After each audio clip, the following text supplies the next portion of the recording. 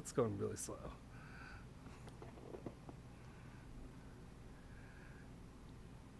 I'm gonna pull that anyway. Whatever's going on with that, I don't know what was happening. My Wi-Fi should be good, but you never know the issues. Ciao ragazzi, welcome back. You're in the Bianconeri Zone live. My name is Justin Sofro. With me today is a very, very special guest, somebody who I've been wanting to have on here for a long time, somebody who I enjoy, who I'm sure all of you enjoy and know who I'm talking about, and that is our guest, Giuseppe Bognanni of GJustjuve, Juventus Twitch. Anything else that I need to add on? No, no, All the no. other You already titles. said too much, Justin. Don't want to get you in trouble already or telling people too much information.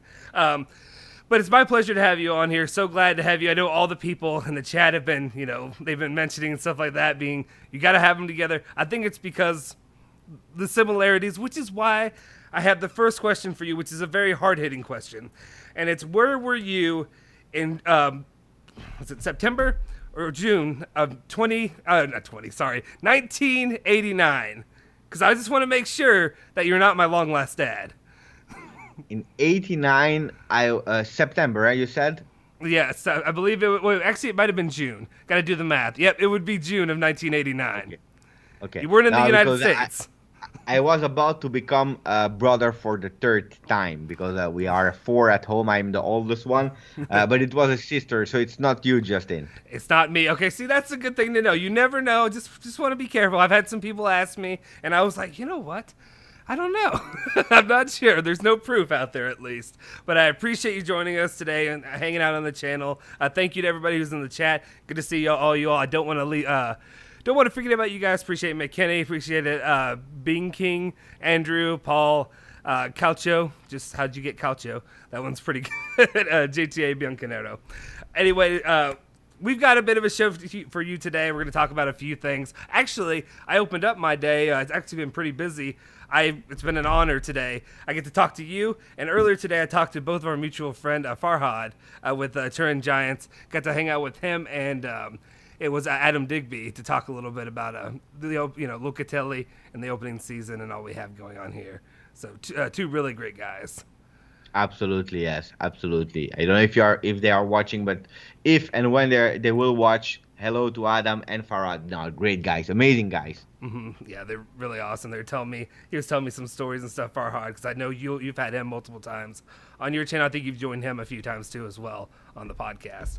Actually, I think he said today he had reached out to you, and I was like, yeah, it might have been my fault that he doesn't have time to do that for you today. But anyway, I wanted to start off with a couple questions. We'll just open this up. Some questions about you. The thing that we do here at the Bianconeri Zone, and the thing that I'm passionate about, the reason I really wanted to start this channel is, so I come from Louisville, Kentucky, in the United States. A lot of people may know it as the Derby City, where the Kentucky Derby's held, or in basketball. That's about it.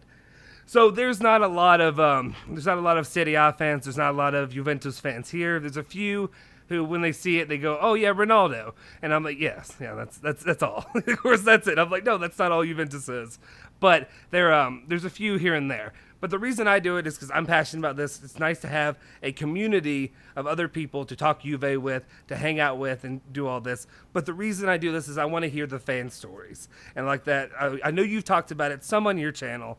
I remember early on, and I'm sure you talked about it recently as well. But just basically wanted to see if you could give me just a little rundown of like your history of what made you a Juventus fan as a kid. I know your dad's a Juve fan as well, correct? So is it a family legacy, and how did that start? How did that go? And I will shut up. No, no, it's a family legacy, absolutely, yes. Now I have to say, because I'm from '81, so I'm even a bit older, and at the time we didn't had, like weekly football on television like we have now. There were like some recaps that you could see, but the offer was not the same. So it was not really evident to understand and to. So what I started to do was actually playing football in a club, and then also with my cousins in the street. And the funny thing is, when I became a Juve fan, I always say there are some phases to become a real Juve fan. Mm-hmm. The first approach to Juve was when I was playing in the streets with my cousins who were 8-9 years, and we all had to take a team, to represent a player or a team. because we wanted to play the penalty shootouts.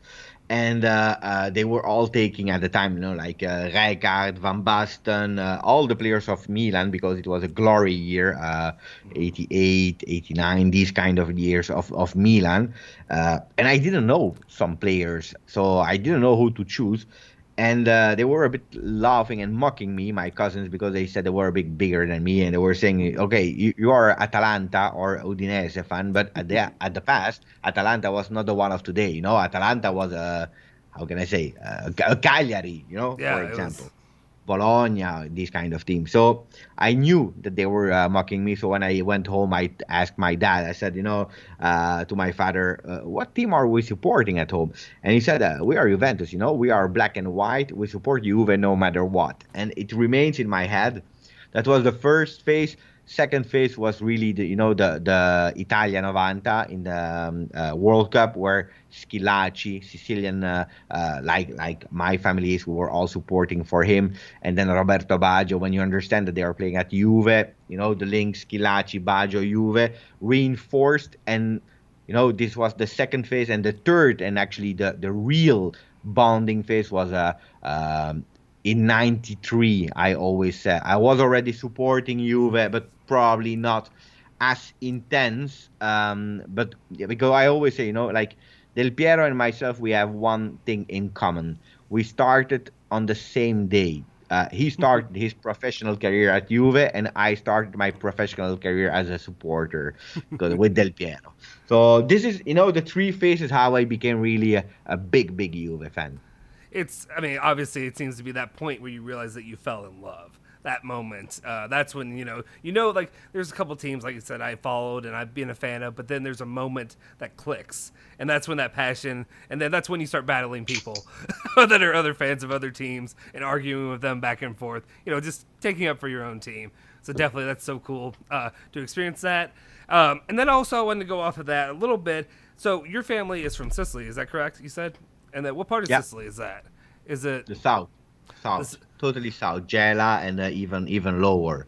Okay, yeah, my family's from Syracuse, and then there's some that goes up to Messina in that area. My great grandfather actually is the reason that I became a Juventus fan. I know a couple of people are asking, just real quick, just so you know, just because basically my great grandfather, when he came over to America, was back in he actually came through Mexico first, and this was back before there was really that history. It was 1905, so it wasn't I didn't have a team to pick from, or I didn't have a team that was already instilled. It just became, it was that 06 Del Piero, Buffon. I was watching a little bit before, but that was before. You couldn't watch it here in America. It's so hard to find Serie A, and I'm so thankful for streaming. For the ESPN Plus made it where I could watch every single match and all of that, and now you've got Paramount or whatever have you here locally.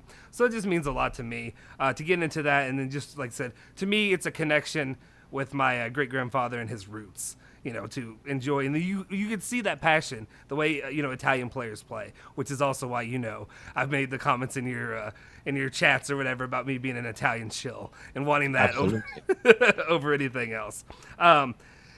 Anyway, I also want to say, so to ask you to go on to our next question, basically saying, alongside Marco of IFTV, who actually was nice enough to drop a chat in here the other day for Locatelli, great guy. I really appreciate his support and what he does for the community, for Juventus, but also Serie A overall in the United States, because it's definitely, it's like fertile soil is the way I describe it. There's, it's a growing theme here, at least. Anyway, I want to ask you, basically saying that with you all doing the official Juventus Twitch together, and you're currently working for Levi. That's where you've worked, right? Am I wrong? Lee and Wrangler. Actually, it's the competitor. It's like you say Nike, and then you say Puma, and but it's denim. It's denim, and it's the same. I think I may have just bleeped. We are there. We are there. That's what I meant. Yes, Lee. Okay, that makes sense.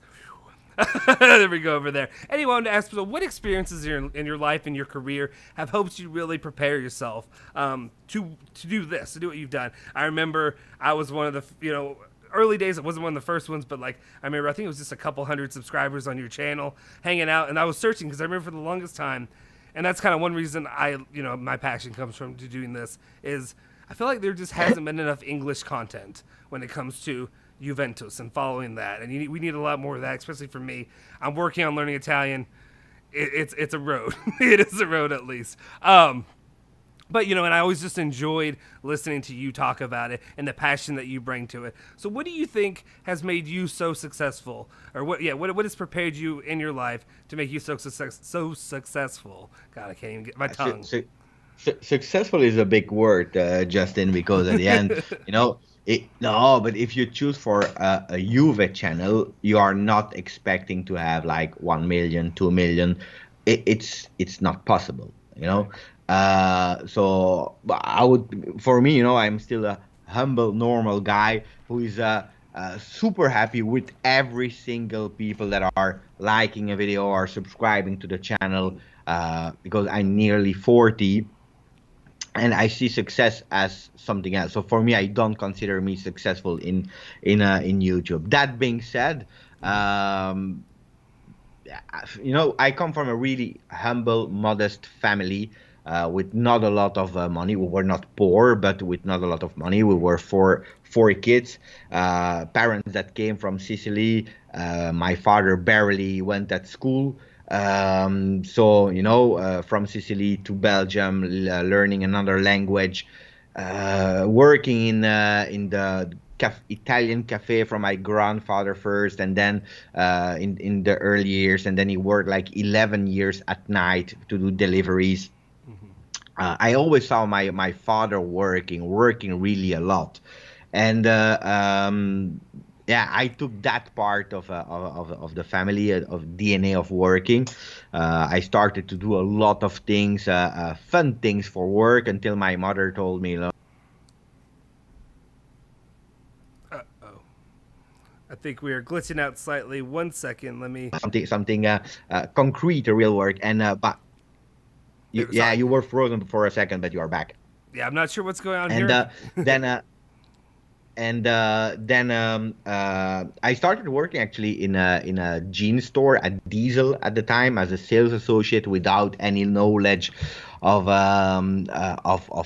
fashion, or it was not really meant for me, I believe. But I really discovered really soon that I love management. I and everything I wanted to do in my career, I always wanted to be the best. Whatever you are, whatever you do, I always wanted to be the best.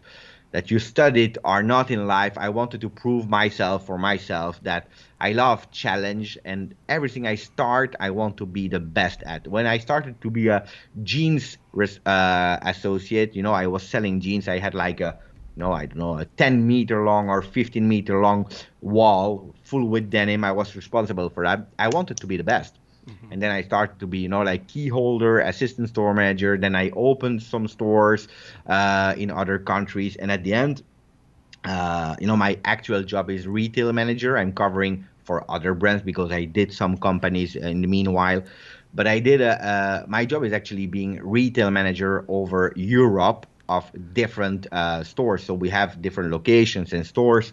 Um, it's a nice job that I probably would never had the opportunity to have, if not because of my work intensity and my love for the challenges.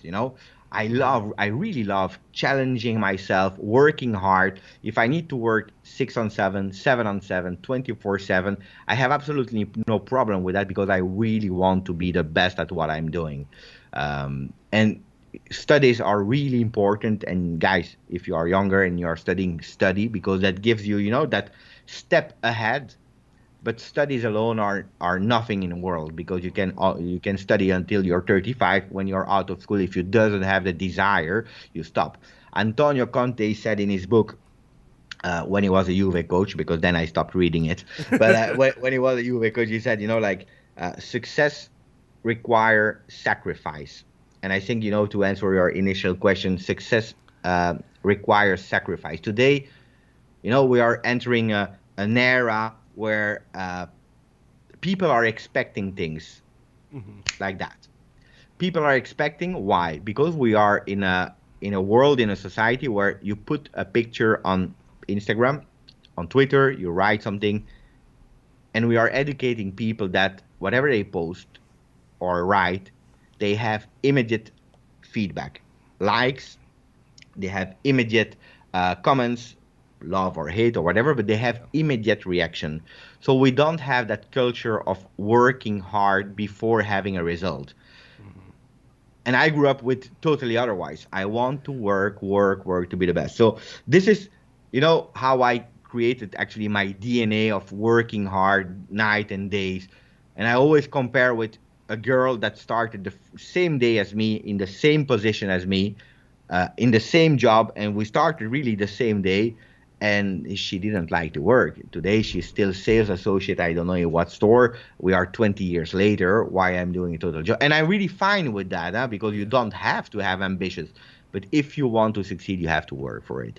So that's my long. I don't know if I speak too much, but No, no, I'd prefer you speak than me. yeah. For the See, most part. but this created my DNA of uh, yeah, working hard. And then I have to say, the quotes of Juventus are influencing me. Then you can interpret them as you want. Huh? But for me, like fino alla fine, until the end, fighting until the end, are really important for me.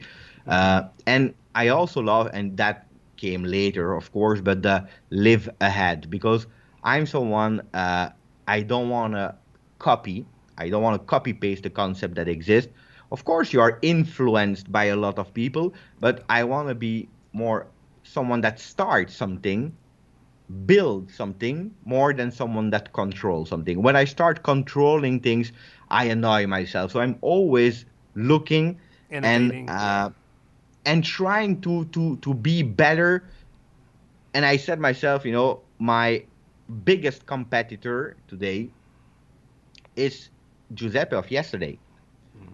So my biggest competitor is not, I don't know, another channel or another YouTube creator, Twitch or whatever. No, it's Giuseppe of yesterday. So I want to be better as the Giuseppe of yesterday. That's why I watch a lot of my videos again. I watch a lot of other content creators, because I want to be understand where can I become better, and that's what I try to do.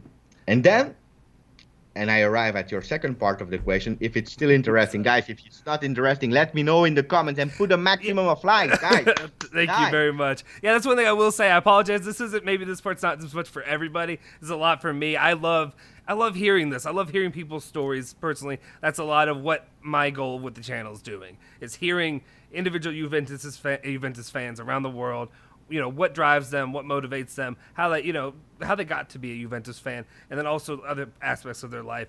Somebody like you, I want to hear this. So if you don't, just hang out for a minute. We'll get to it. We'll No, no, get no, to it. but I promise. I'm watching, because Jacob Farrugia is saying, by the way, Beppe and Justin, you guys are really improving the English speaking community of Juventus. Lots of love from Malta. And that's Nice. why, that will link to my second part of the answer about YouTube, why I started and how I started. Yes. Um, I love technology. I always love technology. I love, all the computers, the everything, that is related to technology, new things. So, I have a son of 13, so he's already big, and I have Hmm. to. I have to. And, I love video games. I'm still a big kid. Oh yeah.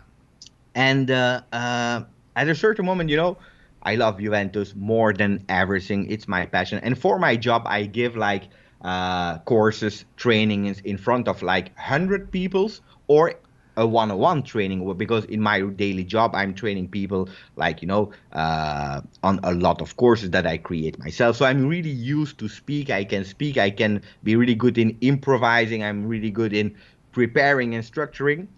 So I Hmm. said, okay, if I'm good in that part, in speaking, in entertaining people, because normally I'm quite a funny guy.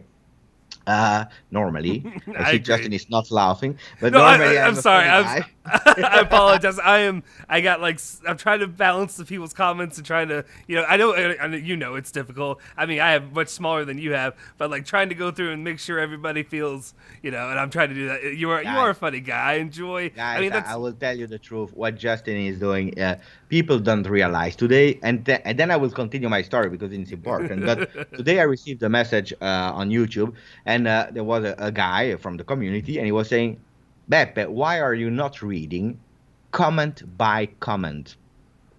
People doesn't they don't realize how hard it is. what Justin is doing is hard, guys, because you have to be concentrating in what you want to say because you structured a questionnaire, an Mm-hmm. interview, you have your own opinion that you want to say. You have to listen to the guest Yeah. because it's important. If I say I'm a funny guy and he's not listening, he was not laughing. Sorry, I It's apologize. hard. That's all on me. And Yes. then I'm joking. And then you have to read all the comments. And when you have like three people on the chat that are writing, it's fine. You take your Yeah. time and you read. I had some lives where on my channel we were like 1,200 at halftime. The messages they are going like that. Yeah. You can't. You just simply can't. It's impossible. Or sometimes, some comments are even irrelevant because YouTube is like a home. You come Mm-hmm. and you leave whenever you want. The door is open. So some people they come in and they say, "Hey, McKenny, we already talked for 3 quarters, for like Yeah. 45 minutes about McKenny. You don't read it or you don't say it because you just did it." So it's really hard what Justin is doing. So kudos to you, Justin.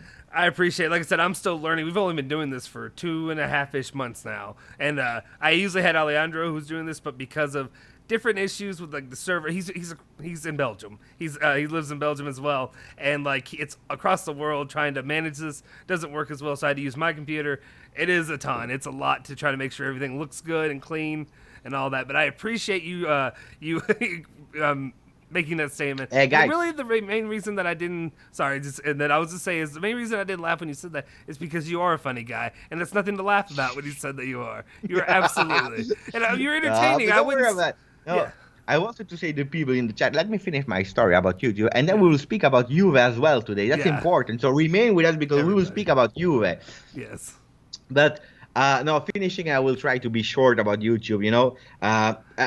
This passion of technology, watching, being trendy, still a trendy daddy, and so on, and loving challenges, and also the Mm-hmm. ability to speak and entertain people. I said, okay, if I couple all of that, why should I not start a YouTube channel speaking? The problem is English is my fourth language. I think I do a mistake every single sentence. And my first initial idea was to start something in French because that's my mother language, French, Mm-hmm. and also then Italian as second, and Dutch. And I was thinking, what should I do? Should I start in French or probably Italian? Because Juve is an Italian club. I will start in Italian. And I started interesting myself in YouTube, and I saw so many Italian YouTubers. Mm-hmm. But you have to realize that in Italy, you wake up at 7 a.m. in the morning, 8 a.m., and you live and you feel and you breathe football from the moment that you are up until when you go to sleep. Because you start with the papers. You go to the coffee bar in the morning and you have the 3 papers for free at your disposal in the bar that you can read there. That's where you start. Then you go at the office, there is football that, with Sky Sport 24.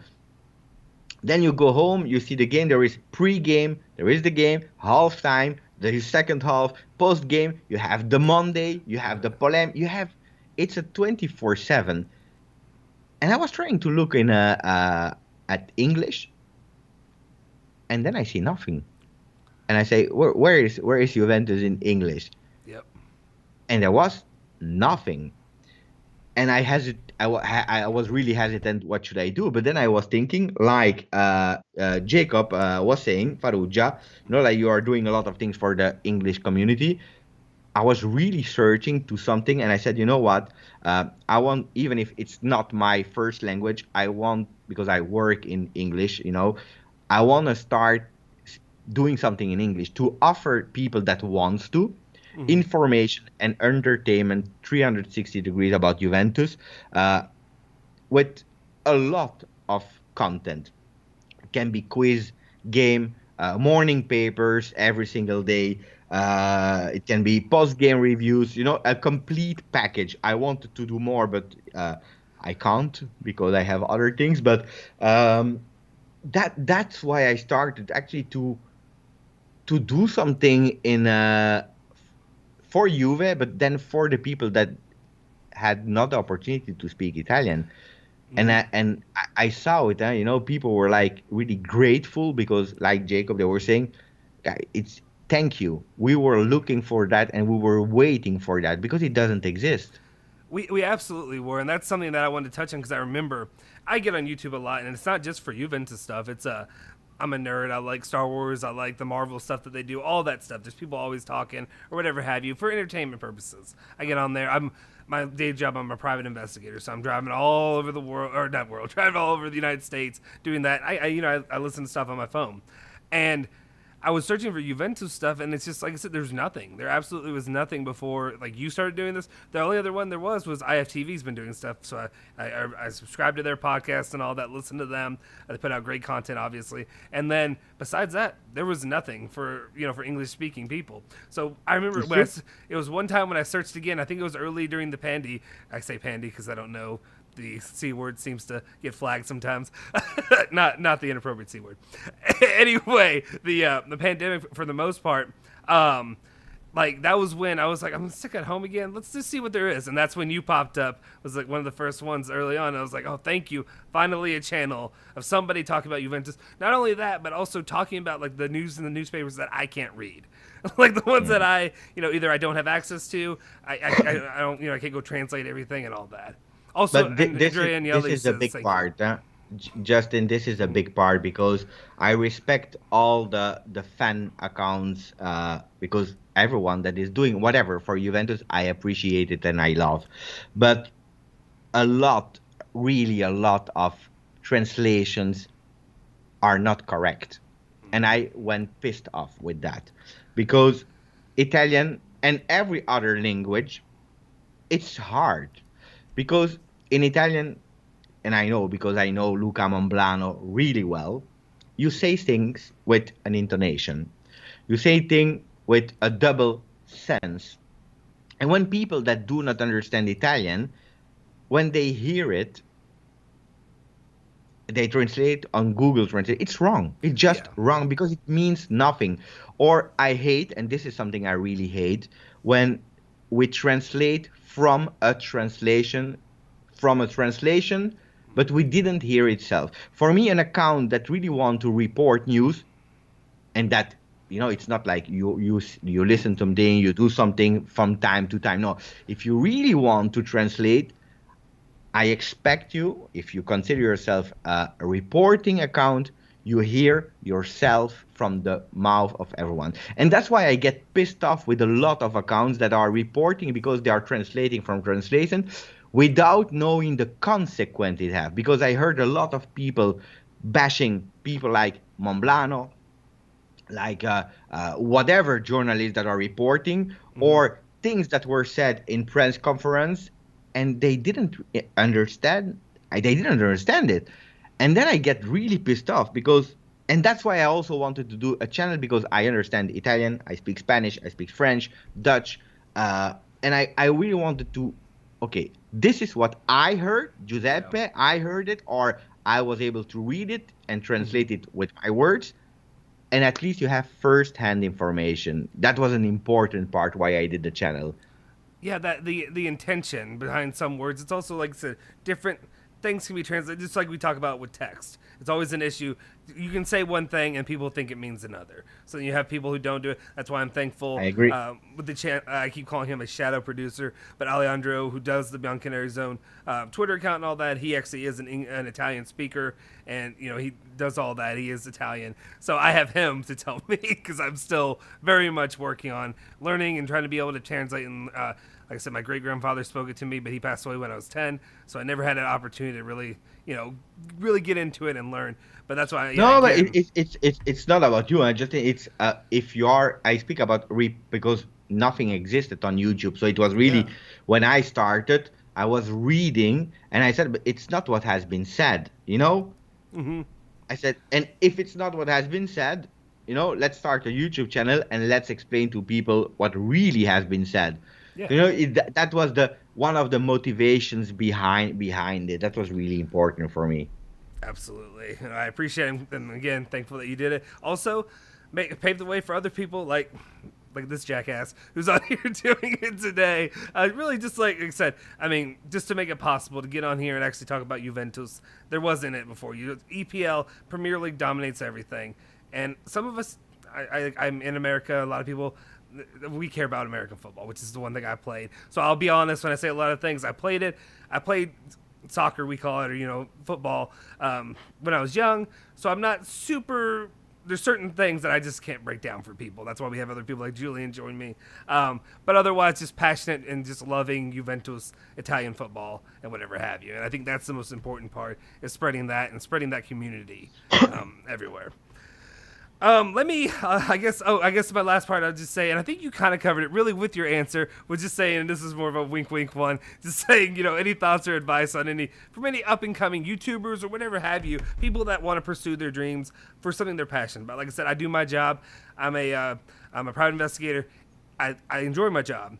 Does that mean that I'm passionate about? Do I wake up every morning saying, can't wait to interview this suspect or something like, you know what I mean? Like something like that. That's not what I do. But what I am doing is waking up, checking my phone for Juventus updates, Mercado updates, whatever have you. I'm sure you live the exact same life when it comes to that kind of stuff. So what would be your advice when you say about pursuing your passions, I guess, in general? But also, first of all, some people start because they want money. Guys, if you want money, don't start a Juve channel, because you will never be rich. Forget about money, okay? Because you will not, because it's a niche, So you know what means a niche, right? A niche, yes. It's a small part of a community. So that can't be. I always say to my wife, I do it for the glory, and you are doing it for the money, That's what I always say to my wife, because I never saw any money from YouTube, because as soon as it comes, she's spending it. So, right. but I mean, heck, half your money's going toward doing this. Like right now, I mean, not right now, but this period, I spent a lot of money to be able to do this, and it's fun. That's why I'm doing it. It's a lot. It's really a lot. But I saw a lot of guys, and why I'm saying and why I'm speaking openly about money is because a lot of guys are sending me, Giuseppe, how many money do you do with guys? It's nothing. You don't win a lot of money with YouTube. So that can't be the motivation. Motivation is passion. Passion should be at the center, whatever you do in the world. But be passionate and be humble. Be who you are. That's super important. But probably one of the most important things are be consistent, because from the moment that you start to grow, you have also a responsibility towards people, because they are not obliged to like. They are not obliged to like. If they do it, it's because they like you, because they were, I don't know, you touched them, you enter their head, their heart, their home. Because some people are sending me pictures when they are watching television in family, when they are eating, they are watching my shows, So be grateful to people, and also understand that people that are writing, you don't know who they are. You see, for example, McKenny, Super Dog Bella, FIFA Prediction, Andrew Finnin. Yeah. You don't know who they are. Everyone has his own life, his own history, his own perception. Some people will start explain you something or frustrate you. I think because I'm a father of a 13 years old, that some people from 12 years old, 13 years old, but also maybe some people from 60, they are there on your channel to communicate. So treat people with respect, whatever their opinion is, even if they are wrong, because sometimes he's just a kid. Can you imagine that you are treating people like shit because it's not your opinion or whatever, or because it's a Ronaldo fanboy? Maybe it is a Ronaldo fanboy. One of my intentions has always been, if I can make one people loving Juve more than yesterday, my mission is done. And so be consistent. For all the guys that want to do YouTube, be consistent. Your own competitor, it's not the other ones, it's yourself. Be better than you. Important. And try. If you saw my first videos, Justin, it's a disaster. No, it is not. I could have given up. It is. I mean, but I had a clear view. Yes. You knew what you wanted to do. Go, Justin. I'm Sorry. sorry. We're it's the way I am. I think we're both very critical of our own stuff. Like I'll go on here and half the time, I'm say about 90% of the time. I think everybody is though in general. But like I upload a video and actually 100% of the time I don't go back and watch anything that I make. I hate the sound of my own voice. You have to do it. It's all cringy. I know. I mean, I say that there's times where I do it. Maybe I turn the volume down a little bit and stuff like that. A guy told me the other day I sound like Seth Rogen, so I don't know if to take that as a compliment or not. But whatever it is, I'll take it. But it's just, yeah, trying to see little ways to get better. And yeah, I'm sure you're way harsher about your first video than I was. I watched it. I enjoyed it when you sent it to me. And I know I think I know I've seen it before. But anyway, it is funny just to see how much. I mean, heck, I can look back and there's the video, the welcome video, the first one I ever did for here. And I watch it and I'm like, oh my gosh. Like the first few seconds pop up whenever I click on the channel. And it makes me have a physical reaction. Oh no, I don't want to see that ever again. Because not that I've gotten much better, but better than that. A last one, and then we can go to the other subject, Justin. Yes, yeah. Pay attention, because when you start being a content creator, you will receive a lot of nice messages. Mm-hmm. At a certain moment, you will receive a lot of hate. You will receive people that are mocking you, that are trying to discourage you, that will try everything to annoy you. Mm-hmm. From the moment you went public, it is what it is. And that's what I always thinking at the Bernardeschi, Rugani, Danilo. Look at Danilo. The change of Danilo. First year now. You will have it. So you will have to have really large shoulders to hold it, because it's hard. And you are... Uh-oh. 1 second. I think you cut out again. Hopefully it'll... 1 second, guys. Stick with me. There we go. Here he's back. He's back. Sorry, I think I have a little bit of connection issues. Like I said, we're talking halfway across the world, so I appreciate it. Luckily, honestly, for talking 37 minutes, haven't had that many yet.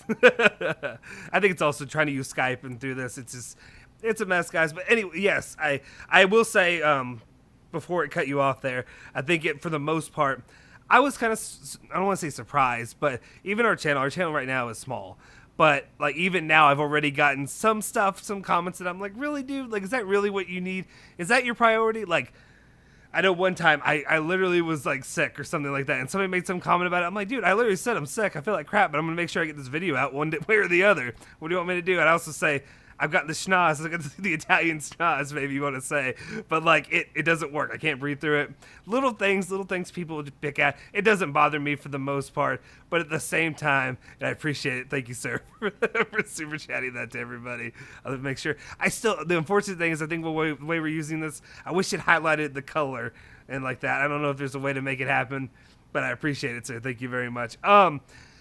Anyway, I'm surprised at some of the comments they make, or they'll start arguments for no reason. I'm like, really, man? Like, is that what you're doing for a guy? We're just doing this for free. But honestly, I don't mind arguing with people sometimes either, for the most part, if we can do it a little bit. There are a bunch of people I did want to bring up that were saying how much, and it was the same fact for me, during the 2020 year, during the the shutdowns all over the world, about how much your channel really meant a lot to them and how it got them through a rough patch. You got me through. My first son was born at the end of June last year, and literally watching your videos every day, hanging out, because you have a kid. I was stuck with him, just basically on the couch, him sleeping all day, or all whatever. It's a lot. So your videos definitely did a lot for me, and your live streams did a lot as well. And I know a lot of people agree with that. Before going into the next topic, Justin, you want to know how it is to work for Juve? Yeah. I would love to hear this. I'm sure everybody else would as well. Guys, when people are saying like, when you arrive at Juve, you see the difference that, like Pjanic, when he went from Roma to Juve, a lot of people, and Szczesny, when he was traveling from Roma, he saw all the trophies. Mm-hmm. And, the culture of working hard and so on, whatever. It's not only on the field. It's a 360 degrees. From the moment you receive a contract, you have a meeting, you see the people, but also what they are expecting. it's really, really a lot. It's working hard, doing researches, being able to do things that you never did, like managing things and new programs and doing because they don't know. So you are looking. It's hard, and that's why also, I try to do as much as I can on the channel, but also Juventus is taking a lot of time. But it's top. It's just amazing. But that's why I wanted to say it's really a lot of work. But Juve, for the Juve fans, and that's an inside information that I wanted to give. It's not only players that are saying like a beautiful story like being at Juve, you see, you understand the culture of work, being serious, working hard, and doing your best. It's all the aspect. And then when they are bashing Cherubini, uh, Arriva Bene, worst management of the world.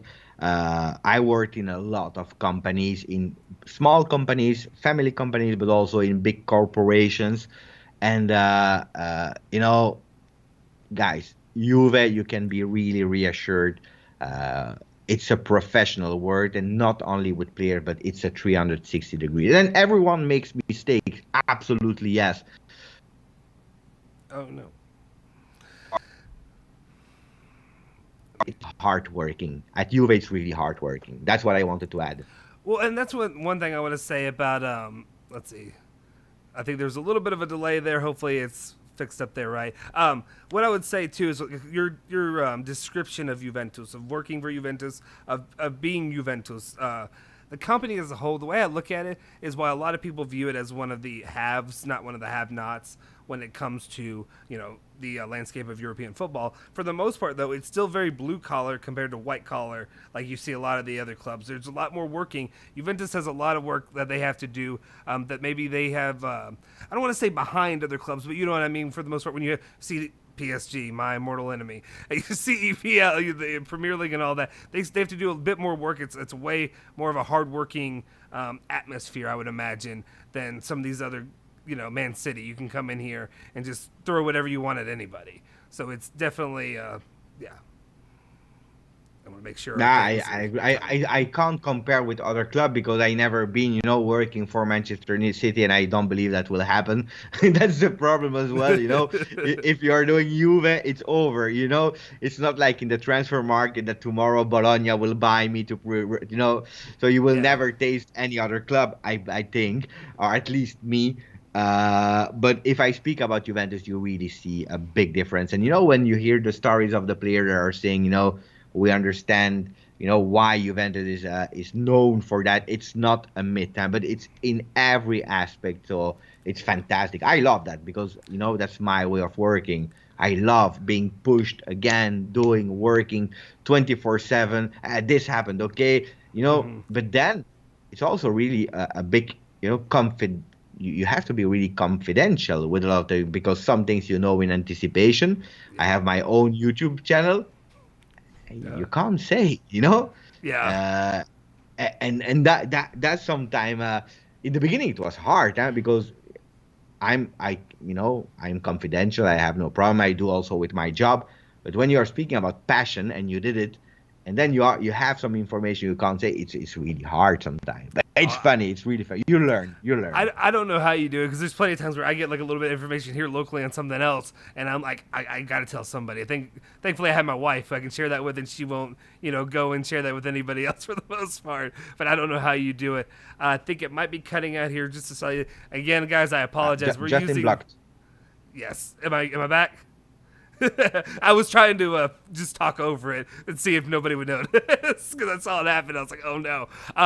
Yeah, it's working. I want to address one comment I saw. Anthony said, "Wow," and then he said, "I thought they'd be enemies." And I don't know if you're talking about Giuseppe and myself. And here's the thing that I want to talk about, and I don't understand why this is such a concept of people who both do.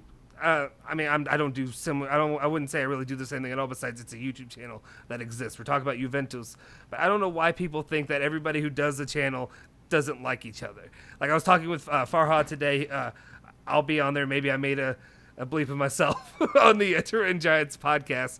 But I think to me the one thing that I love about Juventus and Juventus fans is that they all support each other. It's a big community. It is okay. they don't all support each other, but the good guys do. I feel like for the most part are supportive of each other's work.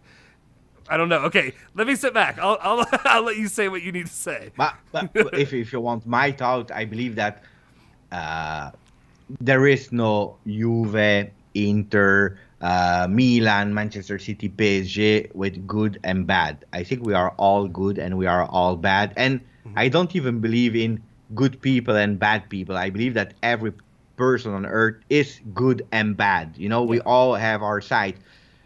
It's, I believe, how other people interpreted it and also about the situation. Because in a situation, someone will try to act with values that are his values and will try or will think that he's acting really good, while the other one, in his eyes, in his values, he's not accepting it. And then you have just shit people. It is what it is. Let's call it like that. I don't believe it's a beautiful community. We are Juve. It's not true. That's a pink idealistic world that doesn't exist. I think it's the same everywhere. But that's what I said to you, Justin. I respect. Oh no, why is it doing it now, guys? I apologize. I don't know why it's happening now. Try to send some messages. That's what I try to do, because I want to support as long as I feel a mutual respect. Yeah. From the moment that there is no respect anymore, or that I hear some things and so on, I cut immediately. And you are lucky, Justin, because you are a team. You have tell me the name of the other funny guy. Julian. Julian, yes. Julian is a really nice guy. I listen with pleasure to him. You have Alejandro is managing your 3-4 people that are doing really great things. I'm alone also because I don't want to, I have some difficulties to trust. I'm alone. I just trust a lot my great friend Mo El Tactico. That's my boy, because there are not a lot of people that I really trust. Because I know that I'm really, really, how do you say, I have a lot of expectations from people when I work with, okay? And how can I say, I prefer to be just friends with everyone, and you can join on the channel, I come to you and we are friends.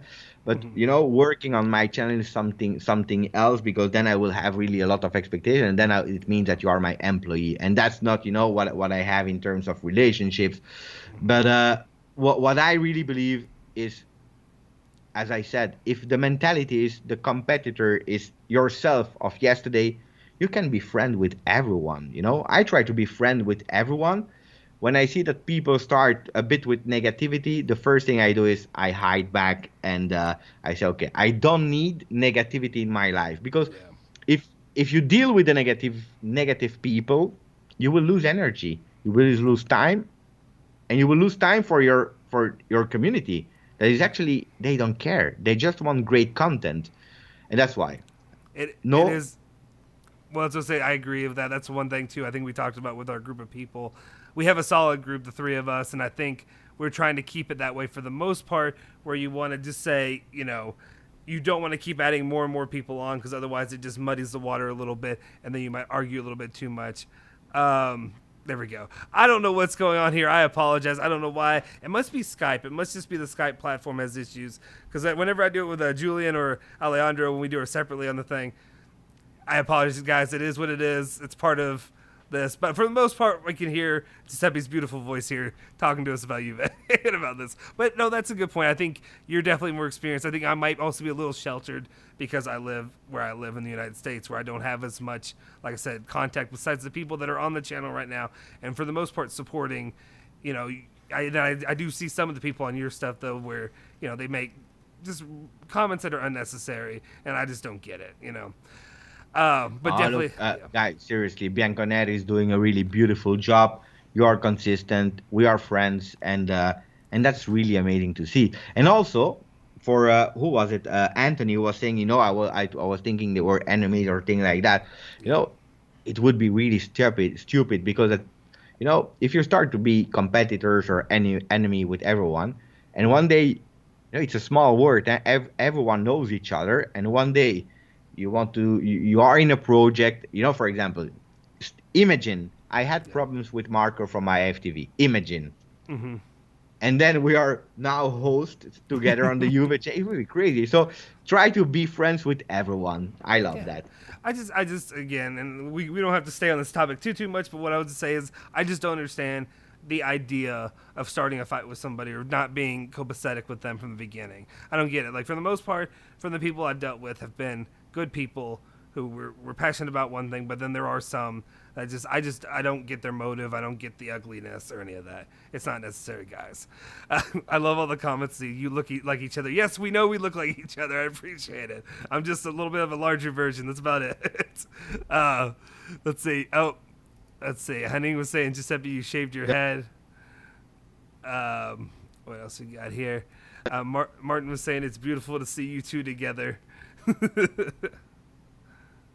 I think we're good now. So you got it. We are back. Tarira, promise me, Justin, that you will read my comments even if your channel gets as big as GJust.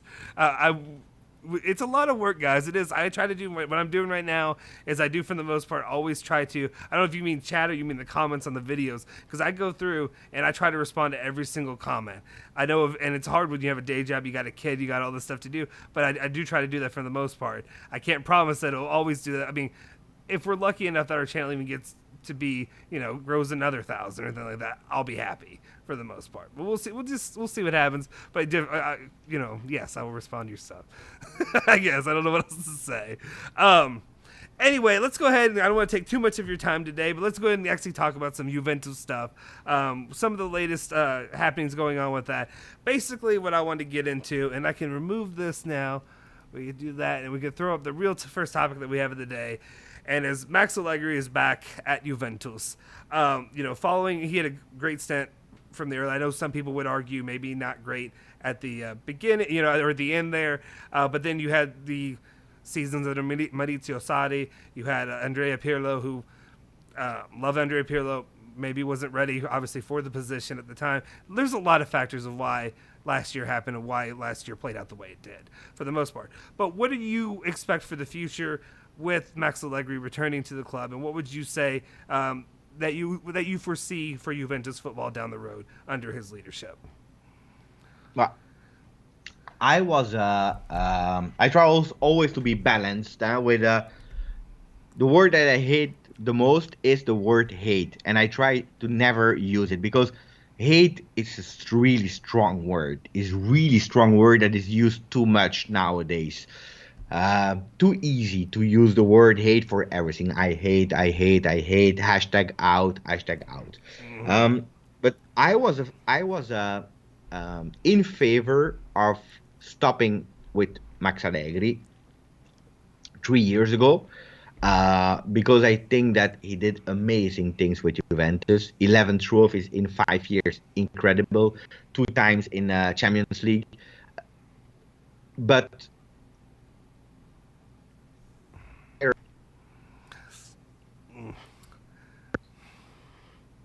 I apologize, guys, again. Able to hear us or not?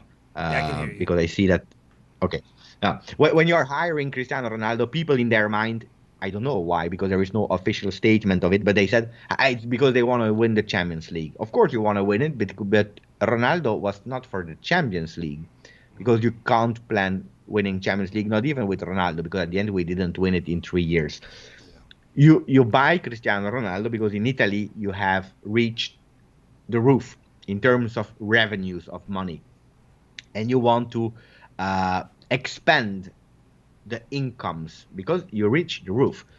And Cristiano Ronaldo was the best thing you could ever do. So for me, it was absolutely not a mistake. The thing is that you attract so many million new fans, not only Cristiano Ronaldo fans, but just curiosity and people. And that's actually the moment where you can make fans fall in love with your club and start to be loyal for the future, because Cristiano Ronaldo is not eternal, but fans and new generation of fans are. Yeah.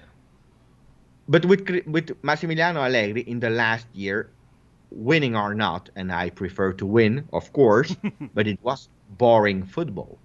Mm-hmm. It was a really boring season where even in Champions League you are out at a certain moment versus Ajax really early in the stage. So I believe that it was the right choice to stop with Massimiliano Allegri. We had probably other plans, I believe, that Guardiola was a serious contender. Then it didn't arrive. It didn't arrive. It is what it is. We went for Sarri.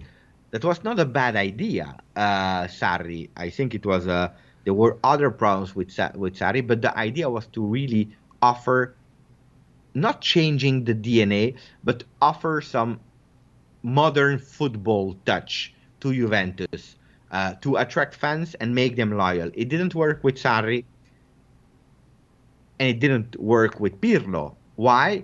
Because multiple reasons, and one of the big reasons, not the only one, but one of the big reasons is because in the middle of it you had a pandemic.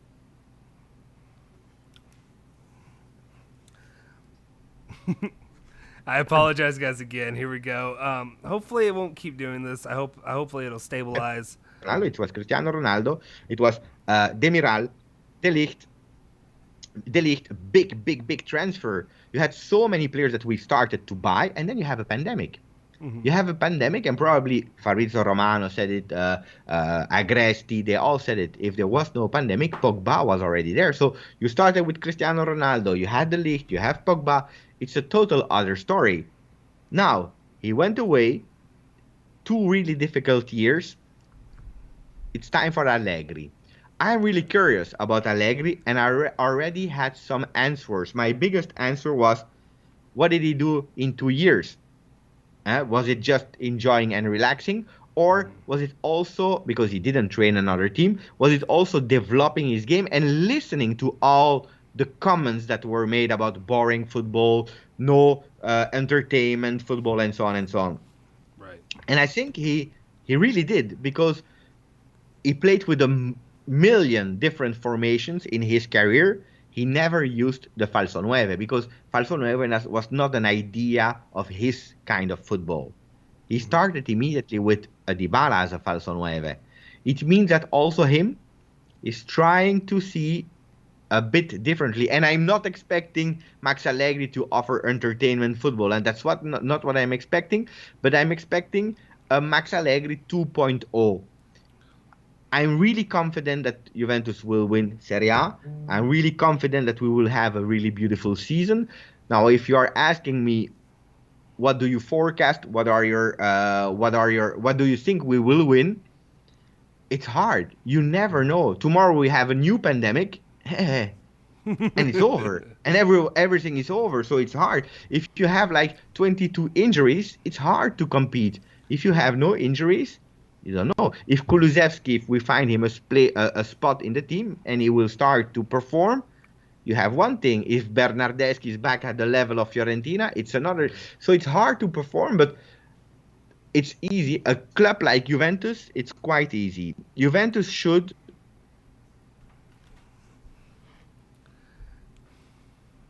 But let's sit for a second.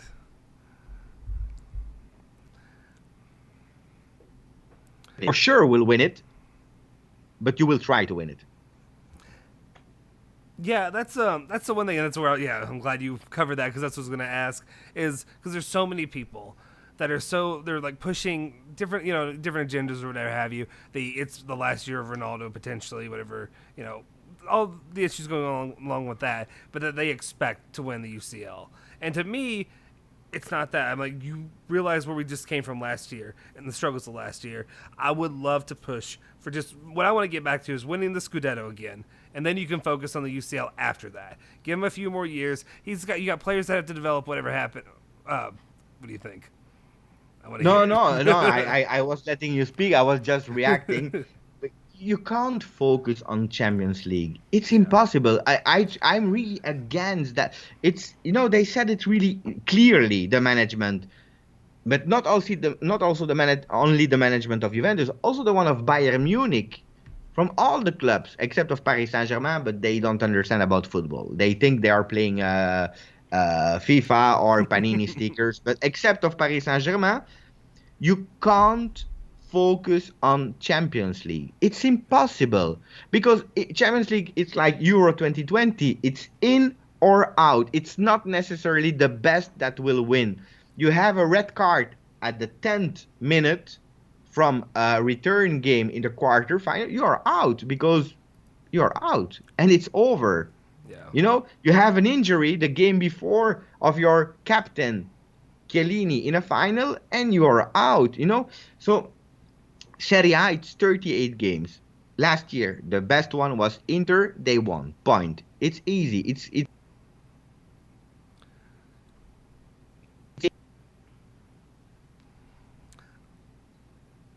I'm gonna let this one sit because I think it's just a quick one. balanced, except of Milan. Except of Milan because they have 25 penalties a season, but except of them, all the other ones, they will be balanced. Where Champions League, you can't focus. That doesn't mean that you have to give up. You focus in, we want to try to win it, and we want to build a team to try to win it. That is different that if you don't win it, you are a shit club, like I read sometimes. What does that mean, a shit club? That means that only one team. That means that Manchester City was a shit club last year. Yeah, that everybody's true. Everybody's trash at this point is what they're saying. Yeah, I think the expectations are a little out of control, and I understand. Yes, you have Ronaldo, whatever have you, but one man does not win you the team. Win you a championship.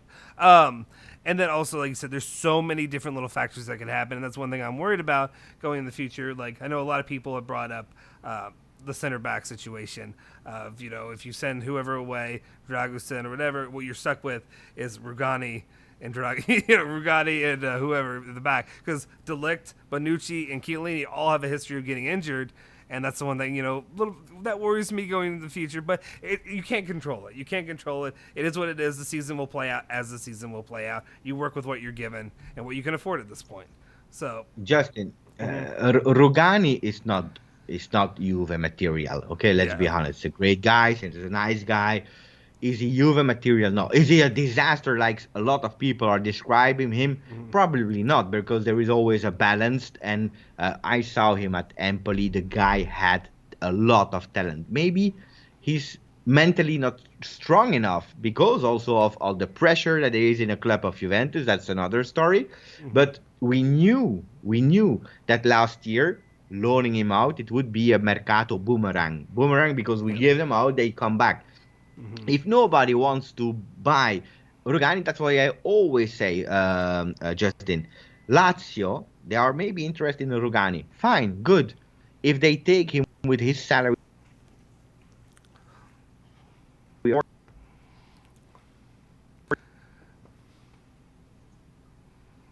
sorry, cut out right there. It's like you said.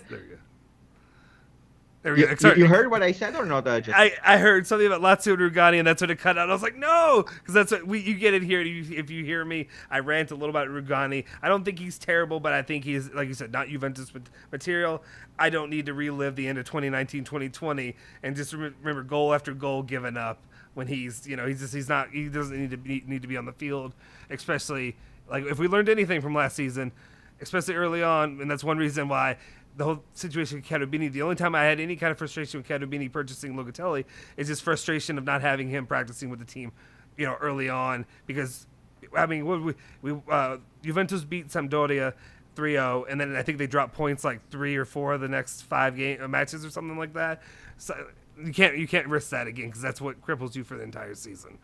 No, but what I was just telling you when we were cut off is that a Rugani that maybe Lazio is interested in, great and fine, but if he goes to Lazio, he's earning 3 million a season. He will earn more than a Sergej Milinkovic-Savic. That's insane. That is.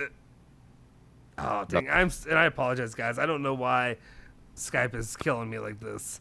Let's see if I can get it fixed. I apologize. We are back. Yes.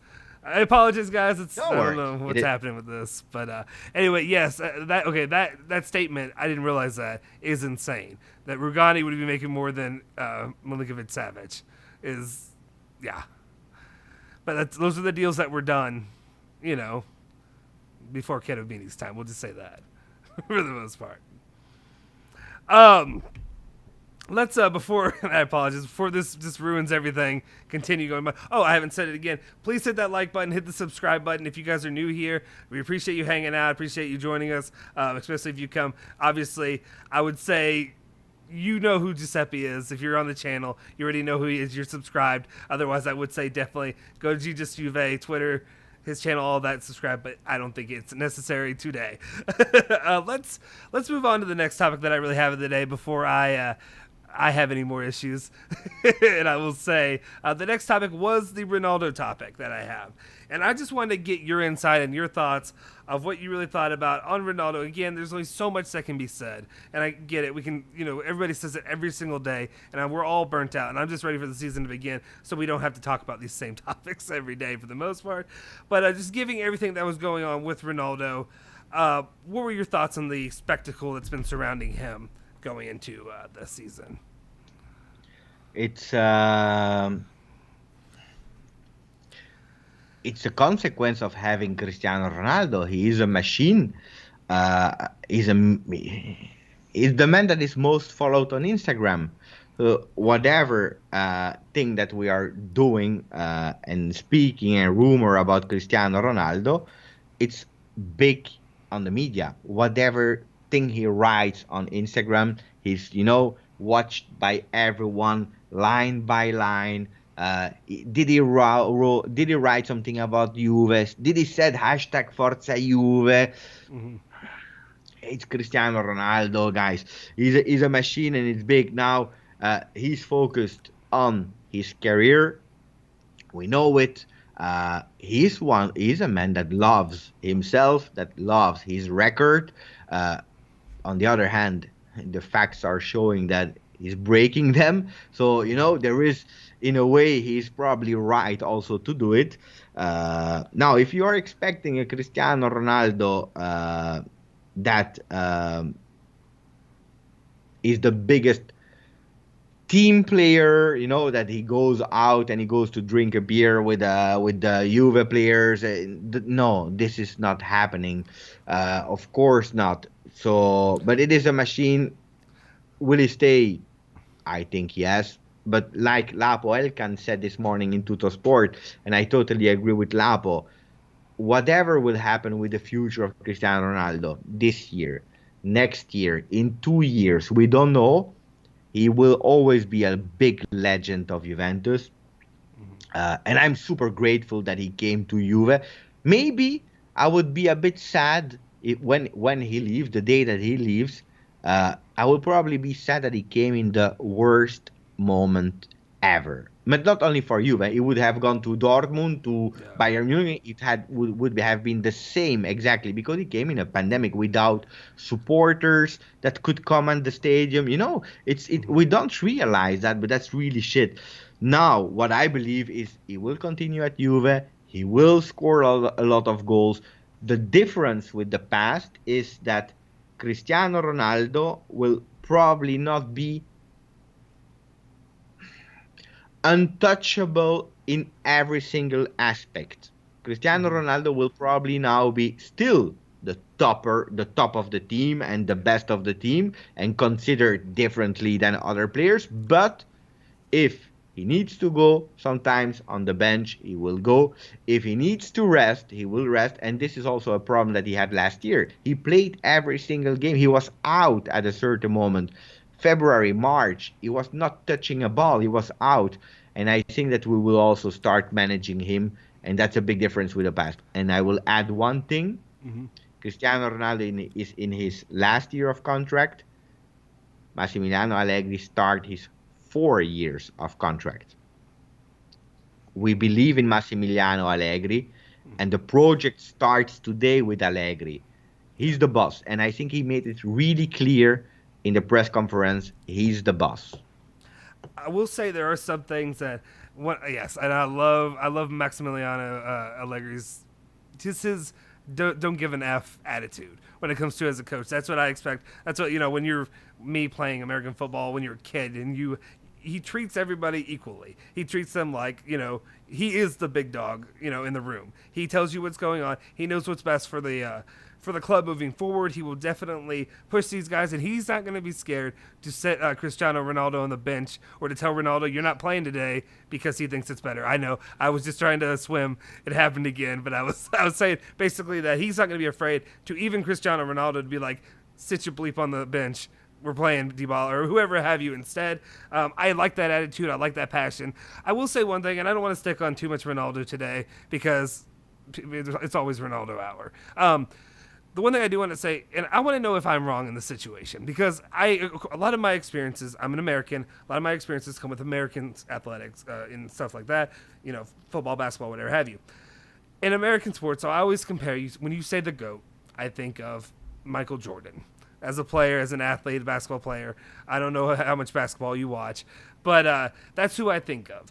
And when I think about Michael Jordan, I think of somebody who will put the team in the game on his back and just take over. But then not just that, but also somebody who will get in your face as a leader and kind of do some of that. And that's one of my things and my criticisms of Ronaldo. And maybe I'm wrong with this, but I was just kind of thinking, what I would like to see from him this year and what I expected from him more was just somebody who's, and you have Chiellini. Chiellini is that guy who's going to be grabbing guys, moving them around, giving them their assignments or whatever have you. I guess maybe I was wrong in expecting a little bit of that from Ronaldo, of a guy who, I've done this, I've earned my spot. Now let me tell you how to do, a mentor-ish, but at the same time, take no bleeps attitude as a player as well. Does that make sense? It makes sense. I understand what you say. Yeah, absolutely. Am I wrong for expecting that? Am I like? What do you think? No. I believe like fans, they can expect whatever they want, and they have some expectations of some situations, and then they see them happening or not. And but Cristiano Ronaldo, he was not captain at Real Madrid. He could have been captain at Real Madrid. Where he really is the captain is Portugal. Mm-hmm. And there you saw what he did in the final in Euro 2016 when he was motivating his guys.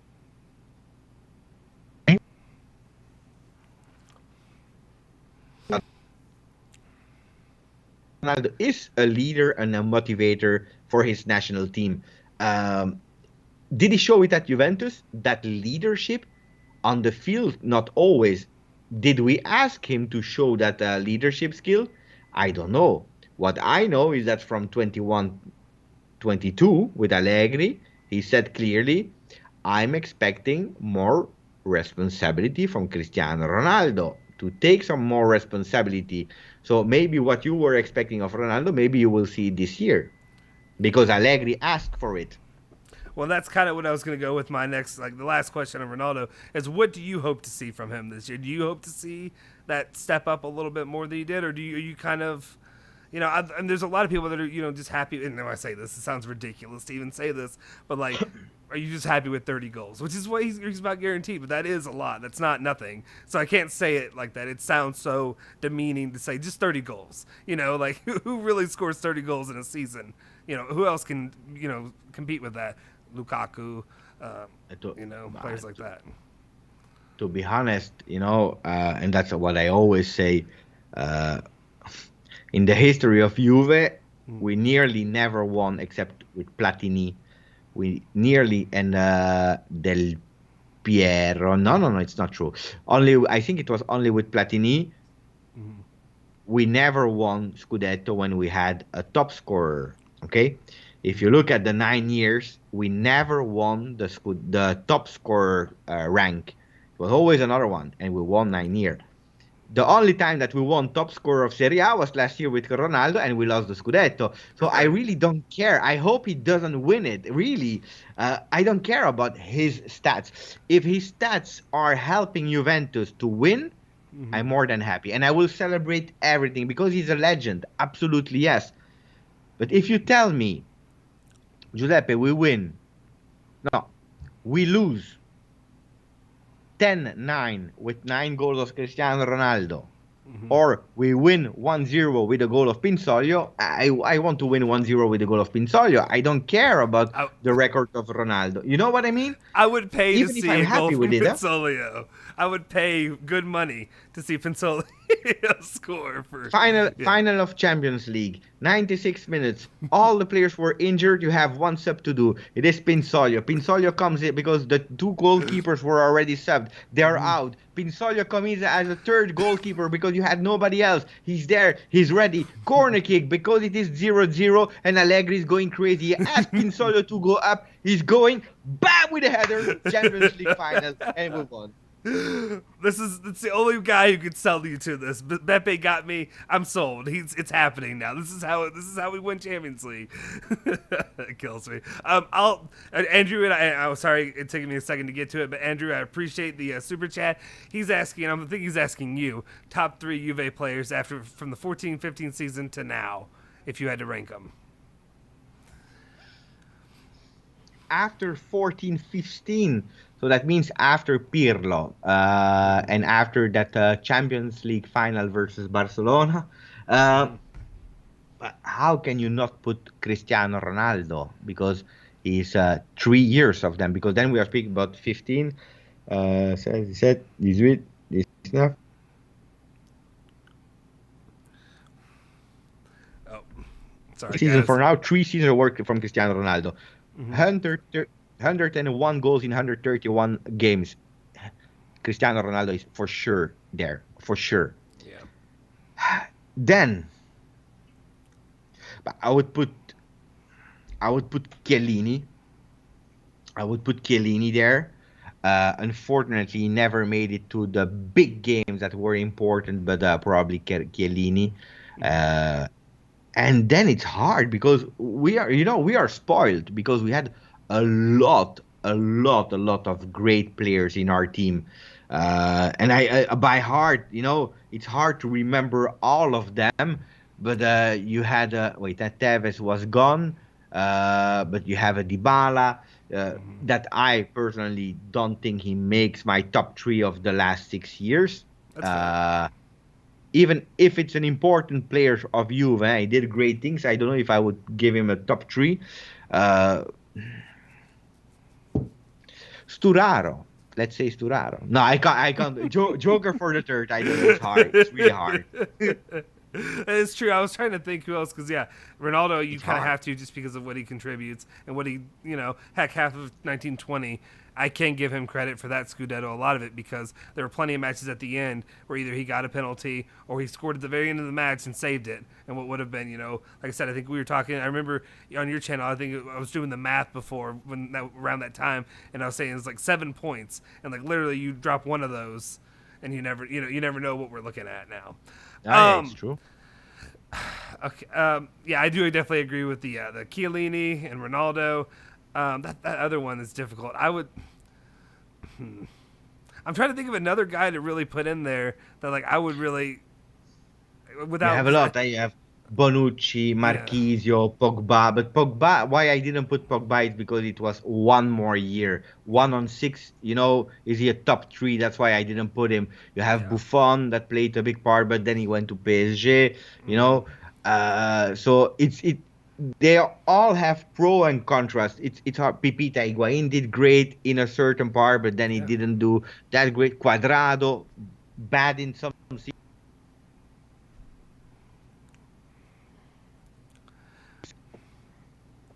Yeah.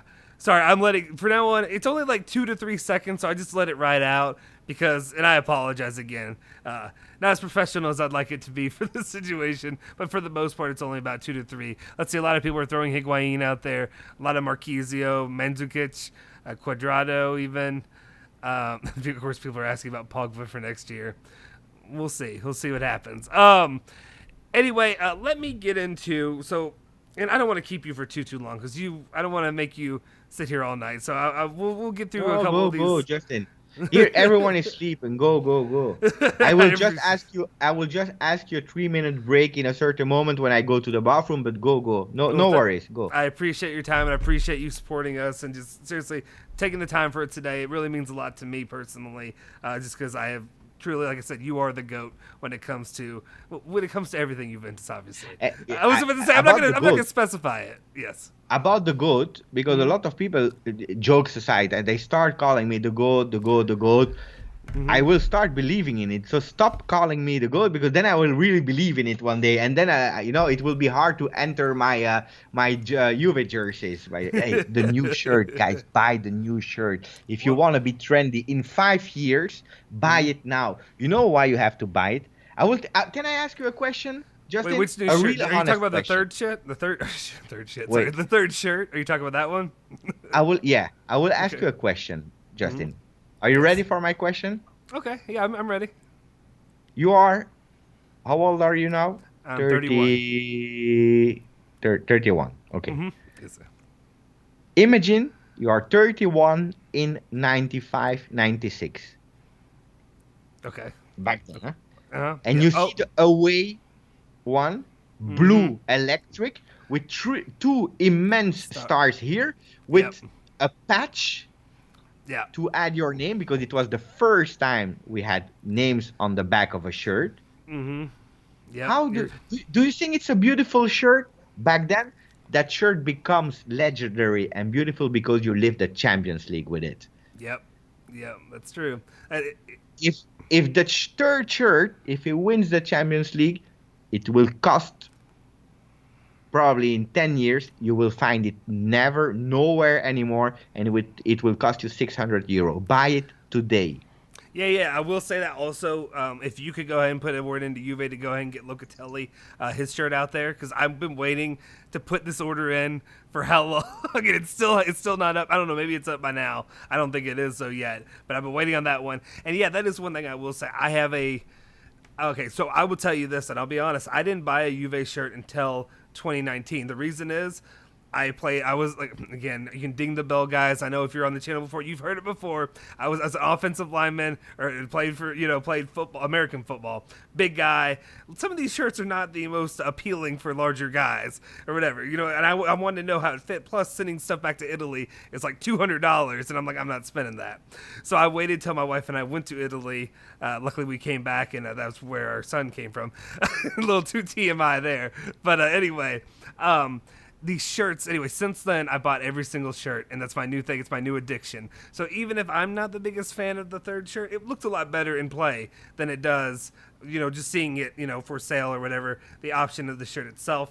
But I will say that I will go ahead, and I'm going to end up buying all of them by the end of this. I know I will. But yeah, you guys should, because like I said, you're going to have it sitting there. I'll be honest, I know you pushed, yeah.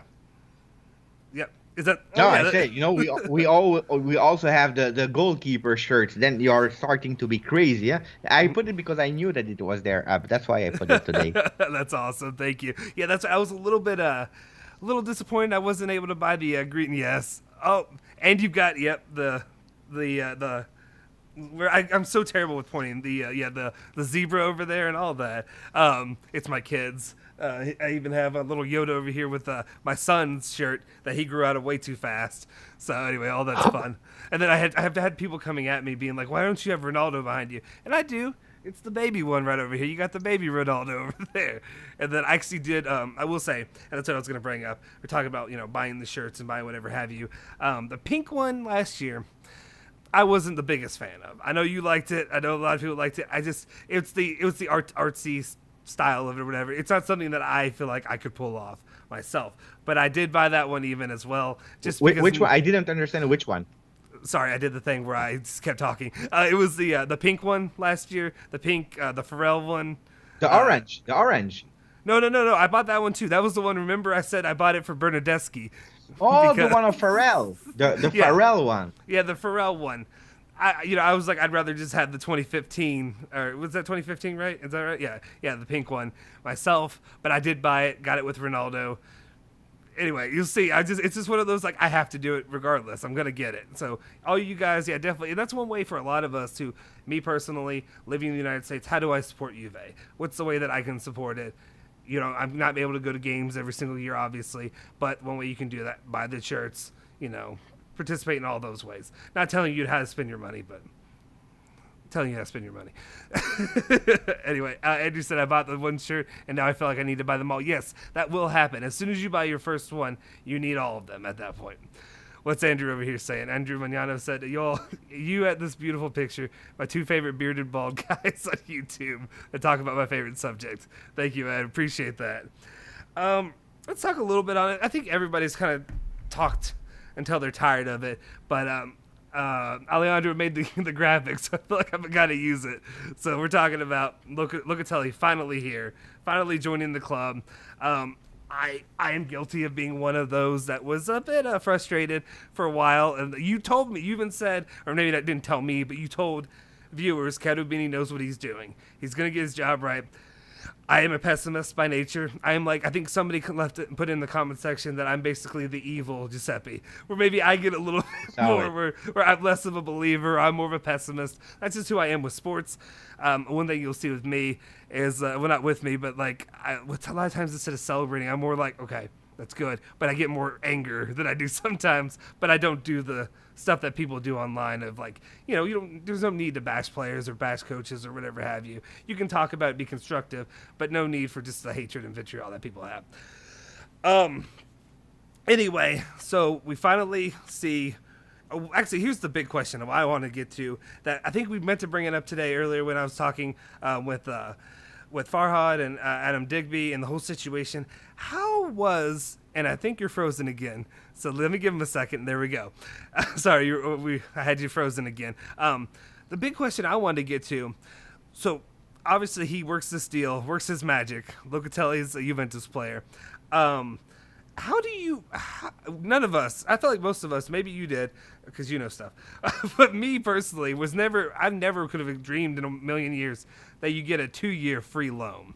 How do you fleece that deal? How does that happen? How does that even, I wouldn't have even dreamed about it. It's easy. It's super easy because if you have an obligation to buy, for sure, at 100%, Sassuolo can put it in their books already now. It's all about financial books. If Juventus wanted to pay him 50 million, but with an obligation to buy, with certain clauses, even the most easiest one, Sassuolo would not have been able to put it in their financial books now. So that means that you have a forecast over the year, you have forecast over 3 years, you have forecast over 5 years in big companies. Okay, that's really finance. It's boring stuff, huh? But the problem is that if you have money, you put it in the books now, and you can do whatever you want with that money. You can reimburse some debts that you have, or you can reinvest in players, or you can do whatever you want if you have money now. If you have an obligation to buy with linked to clauses, that means that money is parked. Yeah. So if they would have received 40 million, that's even more than what they have now. But with a clause, they couldn't do anything with that money. It's like, it's in a thing that you can't touch it. Even if it's easy, finance doesn't care about promises. They doesn't care about, but it's Juve, they will qualify to Champions League. Because remember, everyone was mocking Sassuolo because they said, but they will qualify for sure. Are they adopting Juventus to qualify to Champions League? That's not the question. Juventus will qualify 99.99. But finance doesn't care about promises. And for Sassuolo, they knew that they lost the player since already 2 years. He wanted to go to Juve. He was refusing everyone and every single club. They knew that they would lose him. They just wanted to have a way to use the money now. And Juventus wanted a way to not spend the money now. Yeah. So if Juventus is having a 2-year loan for free, they are not spending a single euro now. But Sassuolo is sure that money will be given to them, so they can already spend the 35 million euro. It's boring, but it's easy to understand. Absolutely. It makes sense. I just thought, I guess the whole way I was going through this is I was like, you just see all these, all the clubs, and my mind goes to the Super League and everything that's been going on with the Super League. And hopefully this isn't frozen up again for too much. It is definitely frozen. I'm going to keep talking. There we go. Hopefully anything. my mind goes straight to Super League, and I think of all these other Serie A clubs that are pissed off at Juve, pissed off at Agnelli, pissed off at everybody because of what's going on with there. And I'm like, they're just going to make it as hard as possible for this. Even if you have the situation with Locatelli, who is, I want Juve is where I want to go. That's why I kind of, sorry, not trying to bring up like 5 different topics at one time. That's who I am. I'm scatterbrained. I go all over the place with ideas and stuff that pops up in my head. But with Locatelli, who's saying, I want Juventus, just get it done. That's what I'm imagining. That's what he's saying. Is just get Juventus done. Whatever you all have to do, you do your thing. But at the same time, I'm thinking, they're going to make this as hard as possible. They're going to try to squeeze him for every penny that they can get. And they're also saying, maybe we hold him. Maybe we hold on to Locatelli till the end of the market, just so that way we're not giving a competitor an edge and having a player that's here right now, ready, training. There's no reason to help them get better for this season. Does that make sense what I'm saying? That's where my mind goes to. It's a bunch of little mental gymnastics of how that worked out and why I thought maybe that I wasn't expecting them to ever agree. I thought it was going to be a 1-year loan. And there's so much crap, and like I understand half of what I not say what I say, but like I love to cover the trash because that's what we all wake up and we eat the trash. We get up here, we go through all the tweets, and we love the rumors and whatever have you. Obviously, there's maybe you were able to sit back and just be like, I'm okay. This is okay. While people like me are like, come on, what are we doing? I just sat through a whole season of sweating it out. You have to filter. Justin, you have to filter. To be honest, there were 4 meetings. Mm-hmm. It's just 4 meetings. We are speaking about million. We're speaking about 35 million a year. It's a lot of fucking money. It's not like you go to the grocery, you buy an apple, and you're fine. We're speaking about 35 million euro. 4 meetings, it's not a lot. I have done more meetings to open a store that is doing 1 million. You know what I mean? Yeah. So it takes time. It's hard, especially in a COVID time where Nedved made it really clearly. The guy, we believe in him. He wants to join us. We believe it's a potential. But in pandemic time, he is not worth 40 million euro. Juventus didn't pay. We have to cut with the past where Juventus, because of certain things, we had to agree with a lot of things. I don't know if you remember, Scamacca. You want Scamacca? 40 million. You want whatever player. Give me a name of a player. Milinkovic at Fiorentina. No, Milinkovic is even. Oh, give me a sec. Give me 1 second. Here we go. Of course, every time 40 million, whatever player in the world. Yeah. I froze. Yeah, it is what it is. Because now I was frozen for a second, but it was every time 40 million for players that we don't know who they are. I never heard about Scamacca in the past. You know what I mean? Mm-hmm. So Juventus, they had to stop and to cut really clearly with no, it's over. That time is over. And unfortunately, it was on Locatelli. But at the end, we were that convinced and strong to have the player. Carnevali, he promised last year, to Locatelli, if Juventus still wants you next year, so now, you go to Juventus. So it just, you know what the problem is? Today you have Fabrizio Romano, Romeo Agresti, you have Mirko Di Natale, Giovanni Albanese, Corriere dello Sport, Tutto Sport, and then you have all the translation accounts. Mm. A lot, and they are giving it multiple times a day. Next week there will be a meeting. Next week actually there is nothing. There is no news. It's just there will be a meeting next week. Chill. If you hear it one time and you don't hear about it anymore, it's relaxed. It's fine. If GJustjuve is saying it, if Justin is saying it, because, we are a lot. And it's also my fault because I'm doing the news every day. I'm doing live in the evening. So it's also my fault. Yeah. People, they hear it 100 times a day that there will be a meeting next week.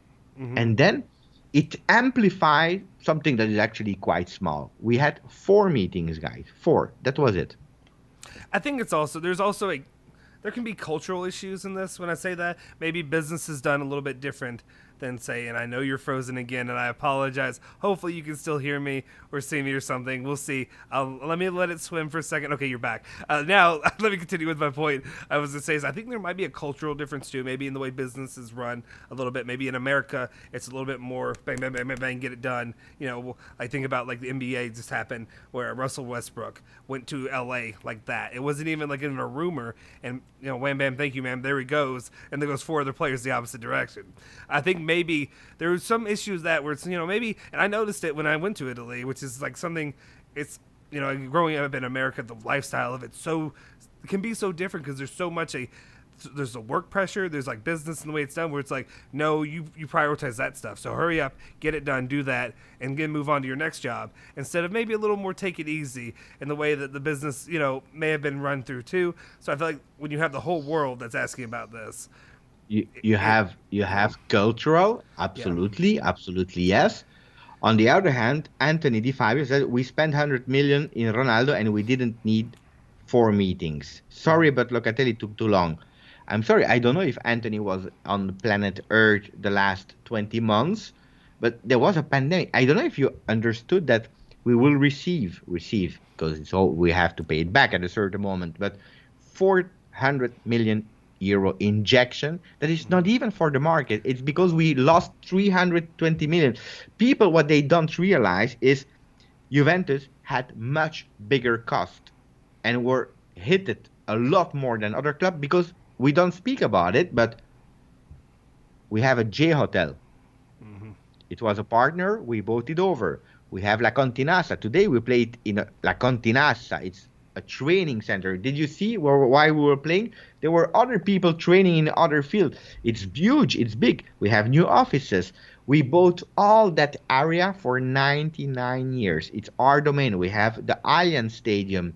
We invested on so many things. If you have no entries anymore because there is no football, you are hit more than other people. Cristiano Ronaldo, we were in a glory moment of winning, Champions League final. And it was a calculated risk, Cristiano Ronaldo. You go, it's a one-time opportunity. Cristiano Ronaldo, you spend 100 million, you will receive 300 million. Mm-hmm. But today, we are in a pandemic. We spend at the moment only 3 million for Caio Jorge. Yeah. That's it. There is no money. People, they don't understand. And what Juventus did for me, it's a masterclass because look at Inter, mm-hmm. Lukaku, Hakimi. Guys, it hurts, huh? Yeah. Atalanta, who did Atalanta buy? Yeah. Hizai, I think. No, that's for the other club. I don't know. They both nobody. Napoli, they don't even have their own shirt at the moment because they are training with the material of last year. It's not a joke. It's true.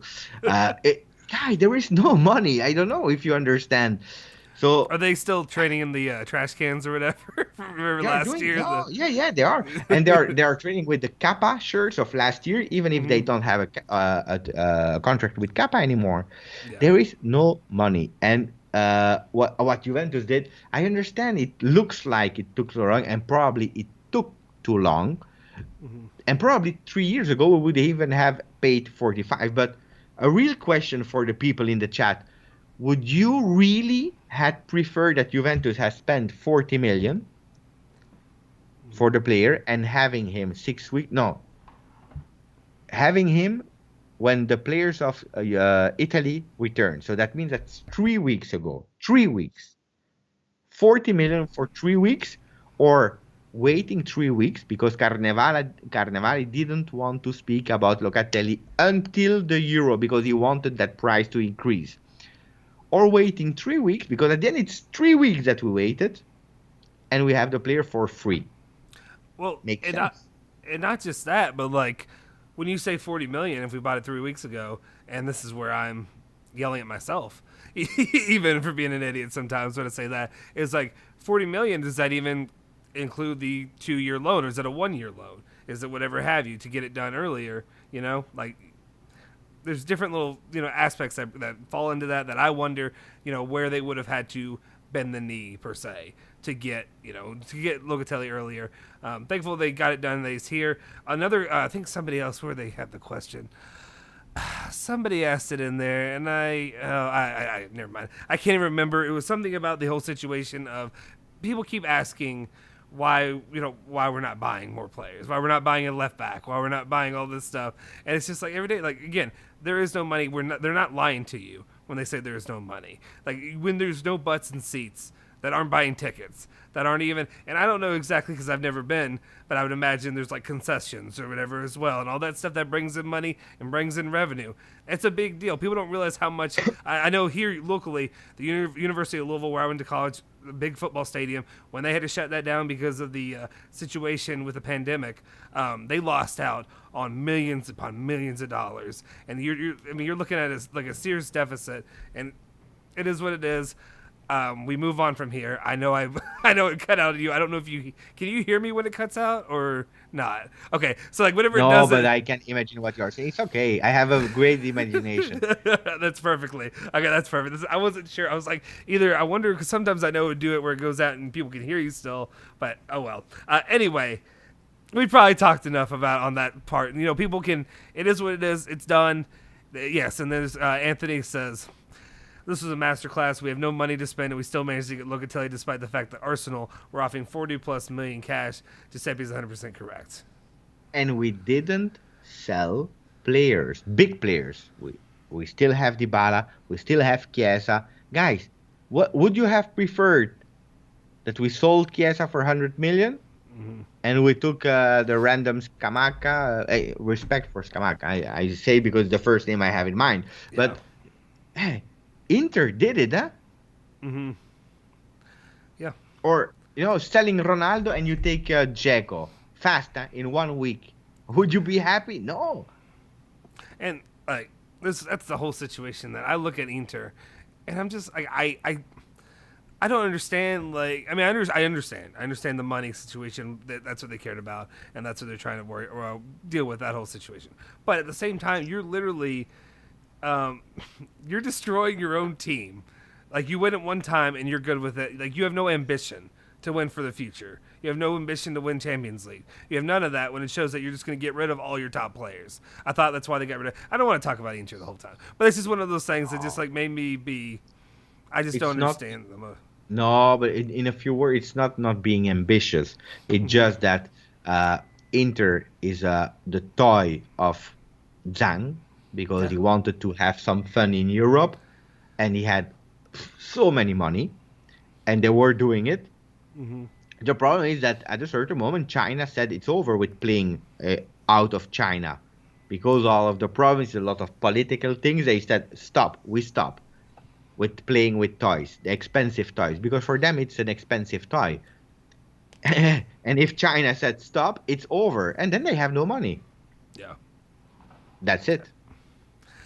Absolutely. And then, okay, here's my question. We can get off a little bit on the financial topic because I know as much fun as that is for you to talk about that. Now we're slowly we're almost there. The season's almost started. We can actually focus on actual sport being played, actual football, actual, whatever occurs instead of just the mercado, which is exhausting. Uh-huh. Can I let you introduce the topic and maybe answer 2 questions just the time that I go to the bathroom and I come back? Yeah, absolutely. For sure. Yeah. Definitely. Go ahead. Thank you.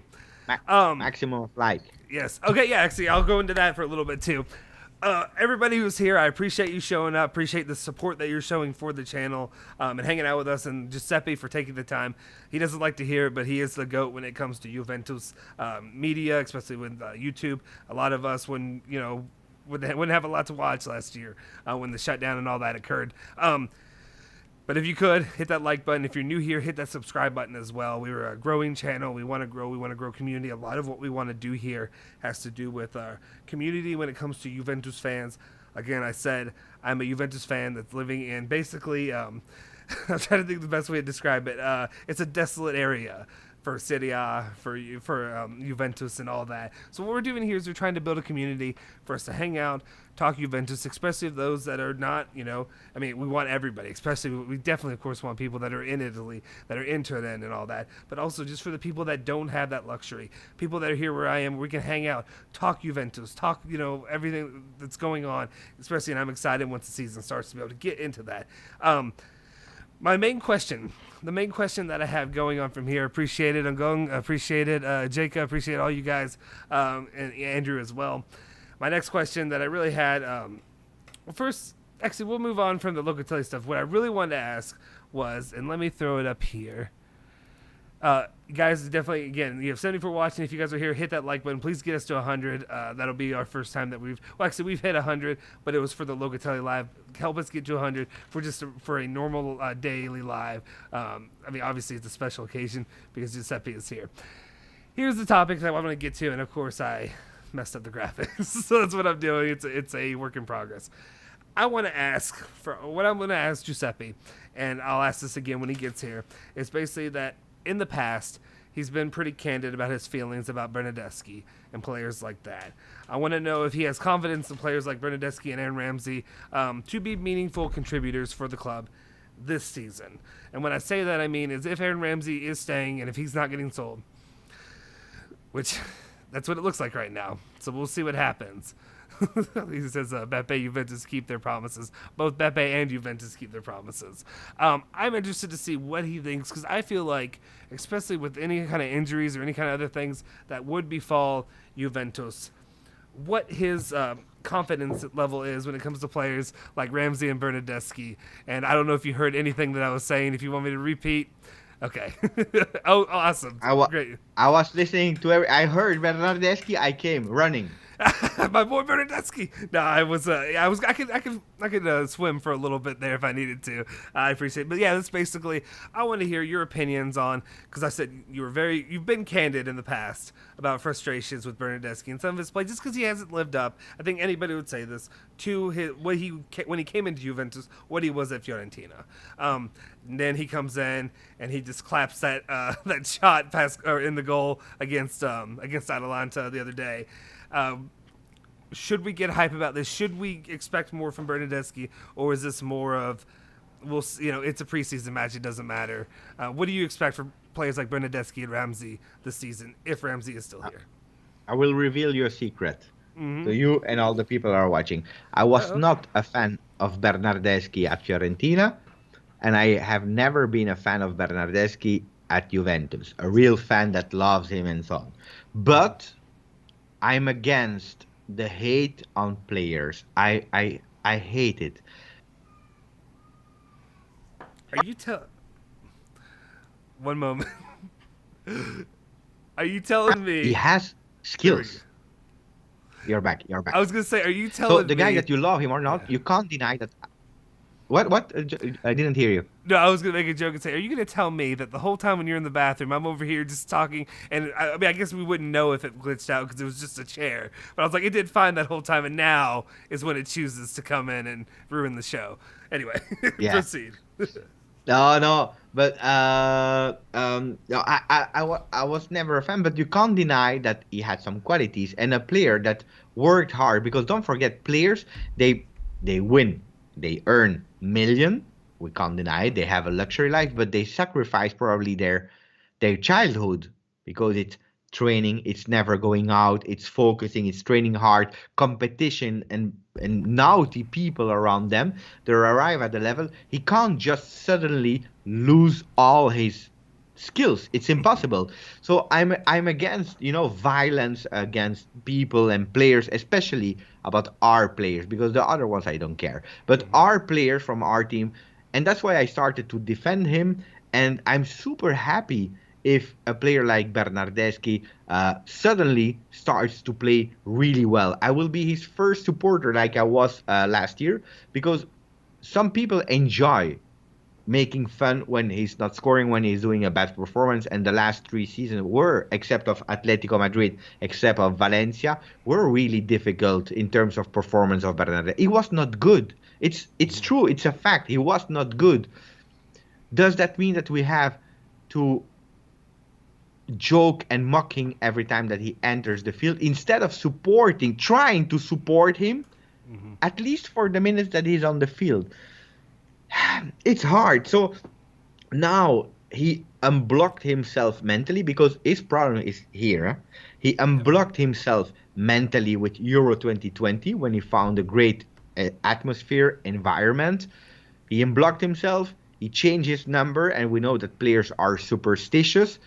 Will that help him? I hope from the deepest of my heart that it will happen, that we will see a nice Bernardeschi playing.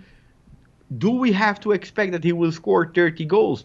No, because you will not have that from Bernardeschi. But today he's taking a free kick, and he missed it, but it was that close. You see that he has a lot more confidence already taking that free kick that he had last year. So Bernardeschi, again, not my favorite player, but I am against, supporting for him to fail. I don't like that. And that's why I started to defend him. And then when you defend 1 week, 2 weeks, 1 month, 3 months, then the guy enters your heart. I hope that he succeed absolutely well. It's just, it's like Dybala, Dybala is tactically, I speak tactically on the field, not my favorite player. What if that was it? What if that's what Giuseppe said? He didn't say anything else. It was just, Dybala's not my favorite player, and that's how it ends. That is the show. It is Giuseppe saying Dybala's my opinion about Dybala, because tactically... I was making a joke saying, what if that's how the show... Oh, yeah. I said, No, I said, Dybala is a player tactically. It was difficult for me to see him. Now, I hope I'm always wrong, because I support the players and I hope that they succeeded, that they prove me wrong. This year, I started with a statement and a video. I hope you watched the video where I said it will be the year of Dybala. It will be, I'm convinced about it. I saw another Dybala. I was just asking me, will it be, where will Allegri use him? Because I don't see him working in a 4-3-3 on the right side, but in that new position, I'm quite happy. But now, Bernardeschi, pay attention, it's pre-season. It's still pre-season. Focus and heads towards Sunday, because that's real game, with pressure, with fans, playing away, and then we will try to understand what Bernardeschi can bring to the team this year. Thank you, Timothy, for the 4 likes from your separate accounts. I appreciate that. That is something, and it's just also, like, I never understood am I the biggest Aaron Ramsey fan? No. But do I want him to fail? No, I don't want that at all. That's like wanting one of your family members, or if your own business, like starting a company and having somebody else under you, you want them to lose, you want them to go bankrupt or whatever, whatever stupid comment. It doesn't make sense. You're only hurting yourself because you dislike a player, or you're mad at him because he didn't live up to your expectations of what he should be as a player. Makes no sense. Makes no sense to just hate on these players. People also don't realize, and I also realize it too, yes, they are making money. So yes, it seems like people think that gives them a free pass to hate on anybody and to attack people, to come at them. Heck, like you even said, like you doing this channel, they think that you're just making riches. You're just, bringing all that money in, and that because of that, they have a right to come at you and say hurtful things, or to, whatever. People are human, guys. Like, no matter, this sounds like a Disney after-school special. But it is true though. It is. People are real. Or I think it also cut out on me there for a second. But honestly, like, they're real people. You'd be surprised at how many people. There we go. He's back. You'd be surprised at how many people do have. They actually read their comments. I mean, one good example is Kevin Durant. Kevin Durant in the NBA literally has fake accounts where he goes in and responds to people on a daily basis. If you're Kevin Durant, who's one of the biggest, stars in that game, and he is making the amount of money he is, and he still is focused enough on people attacking him, what do you think Bernardeschi sees? And nowadays, it doesn't matter if you speak Italian, English, whatever have you, Spanish, whatever. That translate button works on Twitter. He can see what you're saying, so it's just not necessary.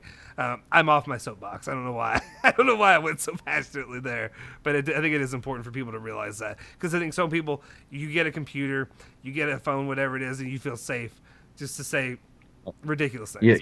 You know what Buffon said, huh? And I wrote it last time on Twitter. It was in his last interview. It's not the only reason, of course, but one of the reason is because he didn't feel the support of the fans. Because in the past, he said, "I'm open to because I'm a public figure. I'm open to receive criticism when we are not playing good, and so on and so on." But in the past, we were waiting at least that we were in April, May. Now, in September, October, people were already after a team that won 9 years in a row in the most difficult period ever in the football world. There was no support or that little support. And people are saying, yeah, but the people were not at the stadium. Yeah, but on social media, they were there and they were hard. I saw something. Even today, someone wrote to me, Bentancur is the worst player ever in the history of Juve. Maybe it's a bit stretch, if you're telling me Bentancur is the worst ever. People, yeah, okay, he did a really wrong pass versus Porto. He made an awful season last season. Okay, great.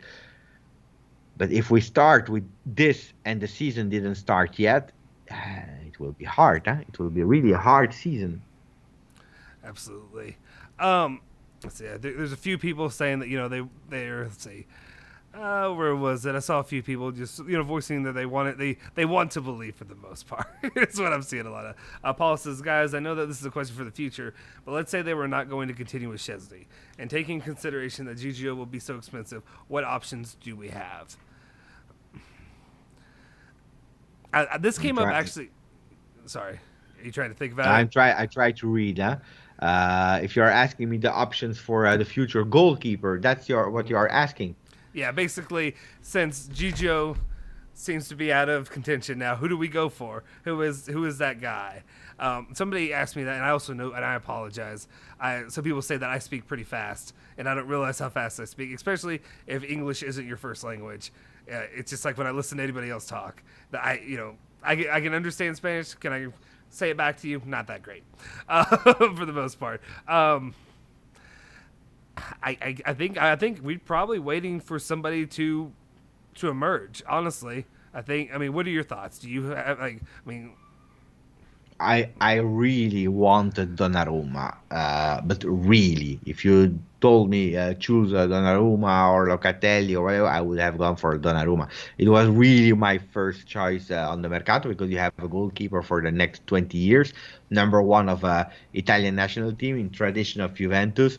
He was that close to come. And then it happens. Things happens in life. It was not meant to be. It is what it is.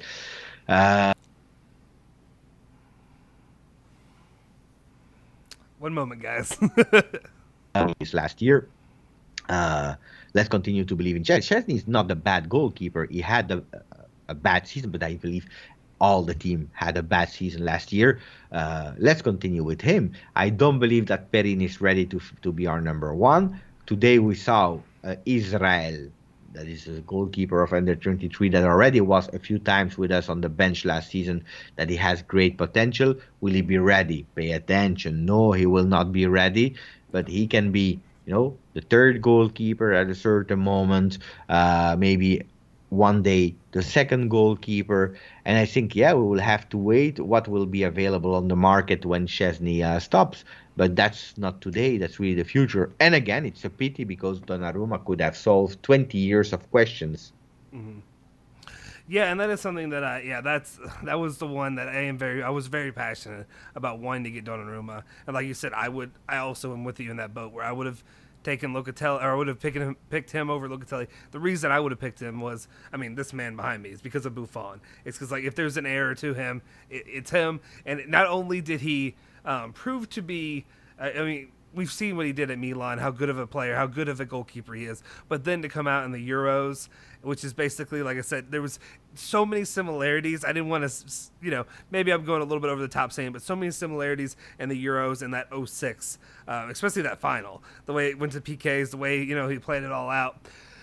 It did break my heart because not only did that, I fell more in love with Donnarumma after that. I fell in love, he plays for PSG now. Like I said, my enemy because of that reason, because of Moise Kean being there, because of plenty of reasons, Fanati, whatever have you.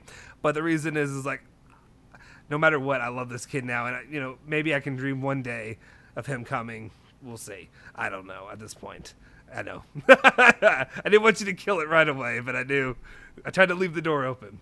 But yeah, no, I think you're right. Stop dreaming. PSG is a jail. It's a golden jail for players.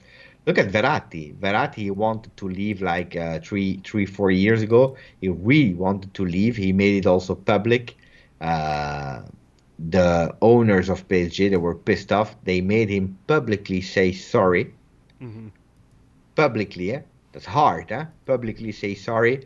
The year after they went to Barcelona, they paid the clause 220 million for Neymar just to took revenge because Barcelona was on Verratti. They're crazy. And once you are at PSG, your career is over. You stay there until they decide. Mbappe wants to leave. He wants to leave. He doesn't care about Messi. He wants to go to Real Madrid. They don't want to. They don't need 150 million. Maybe it will happen. You never know. But they don't care about 150 million. 150 million is nothing for them. They don't need it. Absolutely. So, but when it comes to the answer overall, who will be our next goalkeeper? We don't bleep and know, guys. We don't know for now. I hope somebody comes up. Hopefully, another young Italian. We'll see. But yeah, my dream. Giuseppe killed it. No, I'm kidding for the most part. But I appreciate the honesty when it comes to that. Last bit of questioning that I had before we wrap it up, and I didn't mean to hit that one. Again, still learning how to use this thing. And I forgot to remove him as well. There we go. Also, actually, before we jumped on, I think Jacob asked the comment of, do you see one of our youth players to be a starter in the future? I mean, when you say that, I mean, what do you mean the future? Do you mean immediate future, like next season, this season? Because then I could give you a more realistic one. But if you're going to say be a starter in the future, yeah, probably. I could see somebody working their way up. I don't know. Actually, here's a question, and I don't know. This actually may not be. I feel like there's been such a groundswell with Fagioli over the last year. And maybe I'm wrong here. And maybe this is something, it is what it is. I kind of got a feeling that maybe Allegri's not super high on Fagioli, or maybe he may have rubbed him the wrong way, given that he showed up late to practice that, with who was the other player that they showed up late for the preseason match, and then they didn't play that game at all, and then he didn't get in until very late against why am I blanking on it? Barcelona. Not Barcelona, the one before that. The one before he was Modena. Yeah, Modena. Monza.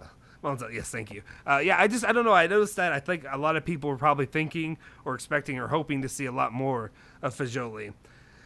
Hasn't really played out that way. Do you see him maybe just not working in Allegri's system? Is that maybe what it is? Do you think? I don't know. No, I believe that people are sometimes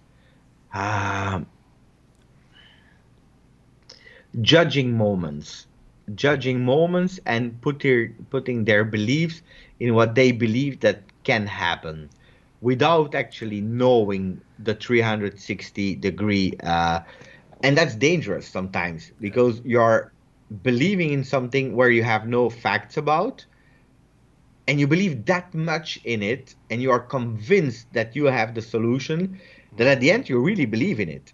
And Fagioli is that story. We are waiting for the new Marchisio. We are waiting for a lot of things. Pirlo, he started to call him up. We linked it with the two things that Allegri said about Fagioli. One in press conference a few years ago, one in his book here. Really interesting book, by the way. He's speaking about Fagioli, saying that he's a really smart player and so on. He came and he did a really wonderful performance. But what people forget is it was versus Spal, a second division team, won. And then he played 20 minutes in a game that we were winning 3-1 at that moment. Then Pirlo didn't play him anymore at all. Mm-hmm. It's not because Pirlo is stupid. It's because he believes that he was not ready. Allegri comes, and Allegri, that was praising him a lot, he doesn't believe in the guy to be... Maybe in the future, yes, but today, Fagioli is not ready. And we are speaking about two different coaches. So when people are exaggerating about Fagioli, I would love that Fagioli today start and play. But if two different coaches, a young one that is playing a total different football and an experienced one, they don't go for him, there is probably a reason why. Because they see him every day in training, because probably he's not ready under pressure, because maybe I don't know what. The guy has talent, yes. Will he do a great career if he's not injured? Yes. Is he ready for Juventus today? Probably not. I spoke about it with Enrico Zambruno, with Claudio Zuliani, the two official commentators of Juventus. They see not only the first team, but also under 19, under 23. And they told me, great players, but calm. Please be calm with players because they see them every single day and they know what they can give. It's like Matthias Soulé, great player in preseason. He played versus Cesena, third division team. He played versus Monza, a bit versus Barcelona. But yes, he's promoted from under 19 to under 23. Ranocchia is a player that impressed a lot, and probably also Connie de Winter. Really great player, and probably they will integrate, especially the Winter. It will probably integrate the team because we are lacking in that position. But don't tell me today, and please don't tell me, nobody, that Fagioli is better than Bentancur, than Ramsey, because that's what people start writing to me. Yes. Fagioli is better. And I asked him, how many games did you see of Fagioli? How qualified are you to tell me today that the guy is better? We have to be calm and rational with what we are saying. Am I waiting for the new Pogba kit? Yes. Am I waiting for the new Marquisio? Yes. Now. And that's a different thing. If today we are able to speak about the Youth, and we are speaking not about one player, but different players. We already spoke about them. Ranocchia, Filippo, Fagioli, De Winter. We are speaking about Matthias Soulé upcoming. We are speaking about Miretti that today hit the post. Great player. He's a really great player as well for the future. It's because Cherubini, guys, keep it here. Cherubini and Claudio Chiellini, the brother of Giorgio that now left, they were working really hard to work on our youth system because the youth system of Juventus has never been great. Right. We started 4 years ago with a great project. It will not happen tomorrow. It can't, but it starts. It starts, and I'm sure that we started 4 years ago. In 2-3 years max, it will be an amazing academy where every year we will probably have a talent that will come in first team. But calma. No, I appreciate it. That's what I've always been interested in because I see so much hype that gets built up to these young guys. Yep. But I want to answer Calogero because he's saying believe in our youth. Yes, I believe in our youth, absolutely. But how old is McKennie? How old is Kulusevski? Look at Kulusevski. He's a perfect example. The guy is 21, Kulusevski. De Ligt is 20. He just celebrated 22. There are young players. De Ligt was captain at Ajax. He's playing at Juventus. He's an undiscussed starter. But look what you did with Kulusevski. People were smashing him because he was selfish, because he didn't pass to Ronaldo, and the guy was playing out of position, 21. So people are saying believe in our youth, but when we have young players that are playing, we are not able to support them because they missed a pass. This is really not correct. So believe in our youth, yes, but then you have talent and talent. If you are Pogba, you play. If you are Pedri from Barcelona, you are a generational talent, and then you play. Because then people say, yeah, but Barcelona is playing Pedri, and Bayern Munich is playing the other young guy. We had our... It's been a little bit since we had a breakup, so I apologize, guys. Not since 2 years, 3 years. Since years they have a young academy. That's one. And two, they are generational talents. Now we are speaking about Fagioli, great player, but not a generational talent. If he was, he would have played last year and he would have stayed with Juventus first team this year. Absolutely. And I appreciate you going into that, because that is something that, like I said, we hear about that every day. It's always something I see on Twitter, and I'm just like, you guys are buying way too much into expecting out of these youth players just because you see a flash here or there. When you see these other players and you see their flaws exposed every day, every game that's played, and there's a reason that Allegri or Pirlo or whoever have you isn't playing these players all season long. There's a reason for that. I don't want to take up too much more of your time. We could get to this question for a second. You can answer this one real quick if you want, because I don't want to. It's not my favorite topic, but it's one that I throw in there because it was a topic when it came to basically the situation with Miralem Pjanic, and I'm not super high on him for the most part. A lot of people, for what I hear and what everybody seems to be saying, the consensus is Ramsey would have to go before Pjanic could come in, whatever have you. I think it's going backwards if you get Pjanic. I just don't think you're not thinking forward. Love Pjanic, love his kid. Kid's adorable. So it's hard because I don't want to be, I'm not trying to be the bad guy and say no, we don't want you cute eating wearing Juventus stuff again. But at the same time, is that a direction is it a smart move to go in that direction, to bring Pjanic back, even if he cuts his wages? Is that something good? Do you think that Allegri really can get that much out of him? Knowing the player for this coming season, or if it's just more focused on the future. If you have Ramsey, you stick with Ramsey. Even if you sell him, maybe. I guess you have to replace a midfielder there because you're going to need it if somebody gets injured. What are your thoughts on the whole Pjanic situation as it stands right now, especially nearing the end of the Mercado? Let me pull up here. Oh no! Of course, I finished my. Do you also reading the comments about all the young players, because it looks like it's interesting for the people, because I see that Allegri is not believing in young players. What I don't agree, because Moise Kean, if he played, it was thanks to Allegri. Pogba, if he played, it was because of Allegri. Then, if you are able to write me in the comments how many. But really seriously, how many, and give me the names of the players that Juventus didn't play with Allegri, young players that we didn't play with Allegri, that today has a great career. Except of Moise Kean that Allegri was playing, and except of Pogba that Allegri was playing. Give me the names of the young players, and then we can discuss about.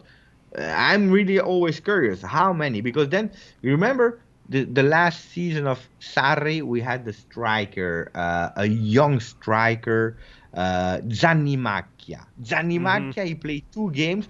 He was the new striker of Juventus. The guy, he finished in a second division team in Spain. He scored 1 goal. His first goal was in May, I believe.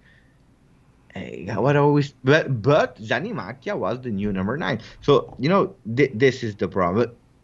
Then, if we believe in our players, it's another. If you speak about Pjanic, I loved Pjanic from the first day that he arrived at Juve. Bought his shirt the first day that he chose the number 5. Mm-hmm. So, do I want him back? Mm-hmm. Because I was a big fan of Pjanic. Yeah? No, because I also believe that it's a step back. On the other side, if you tell me if it's for Ramsey, okay, because Ramsey, Ramsey was a player that Allegri wanted. Pay attention, he wanted Ramsey, so that's already an optimistic question and point. The problem is that Ramsey is always injured, and we pay him more than 8 million euro a season. So if you tell me the guy is doing great now, but in 2 games we don't know. Maybe he will be at J Medical. So give me a player that is able to give me at least 30 games a season guaranteed. That Allegri knows, that we have on loan and we don't pay, that he's cutting his salary, that is really he has Juventinità. Mm-hmm.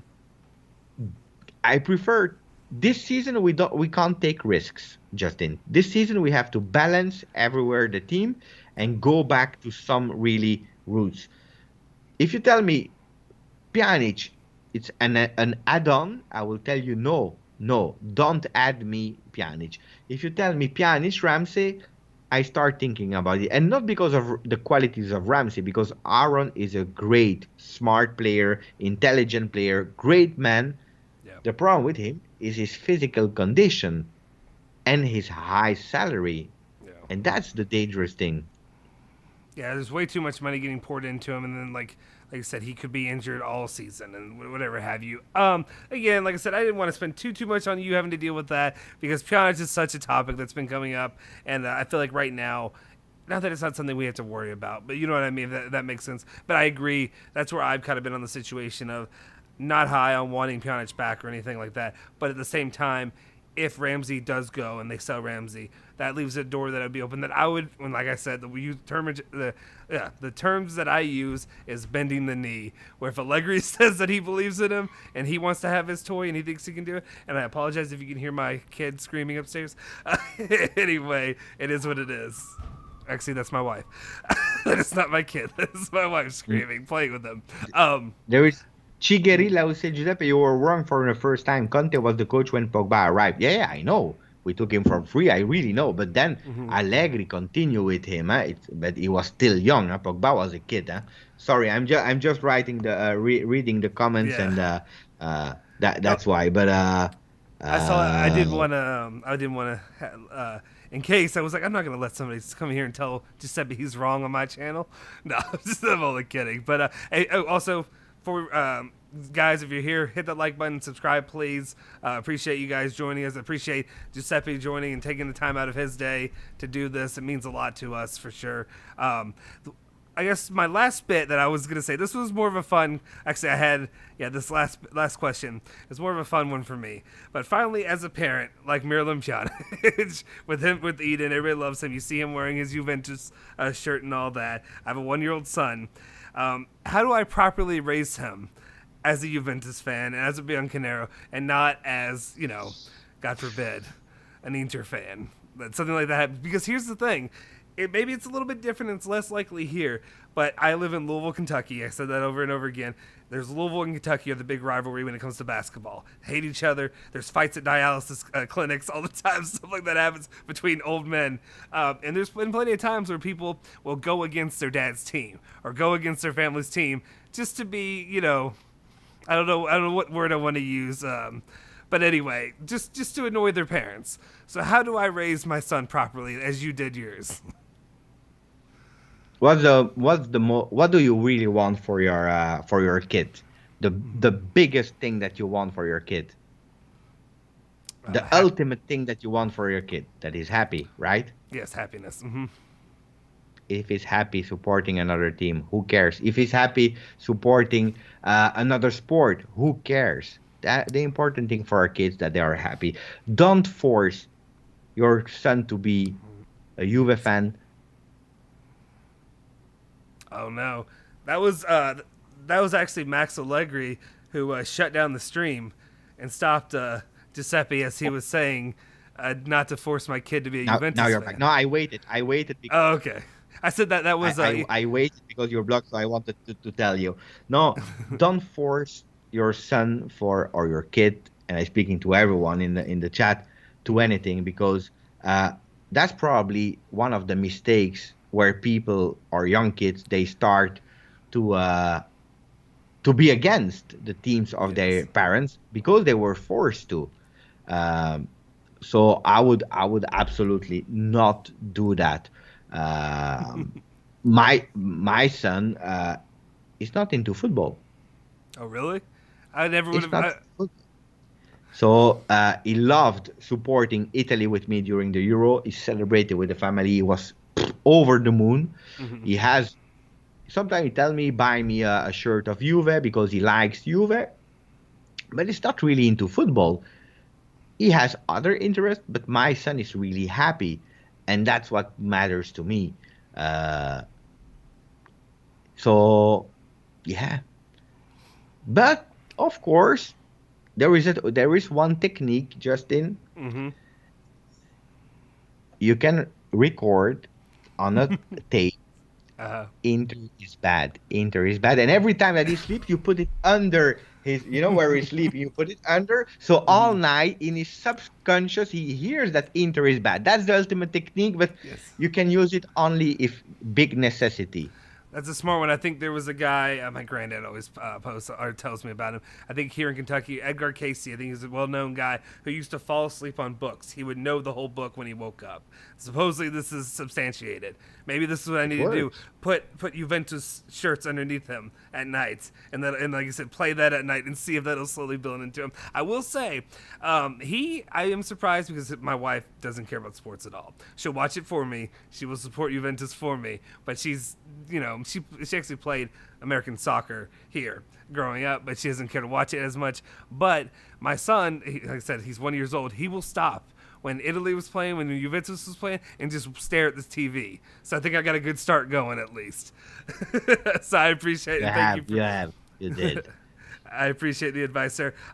Actually had a quick thing, and then we'll get you out of here. Said I know it's late for you. You gotta get to sleep and all that. Just a quick little, basically a final four or final five. There's really, actually, I think you're frozen. Are you back? Are you back yet? Okay, there we go. I think you're back. Okay, real quick rundown. A very quick, just answers on the top of your head as fast as you can. We have been live for a while, guys. We're about to wrap it up now. Just rapid fire answers. Okay, are you ready? Okay, favorite Juventus player not named Del Piero. Trezeguet. Okay, good one. Favorite Juventus manager. Lippi. Yep. Okay, that's actually mine as well. If you're not a Juve fan, you would be.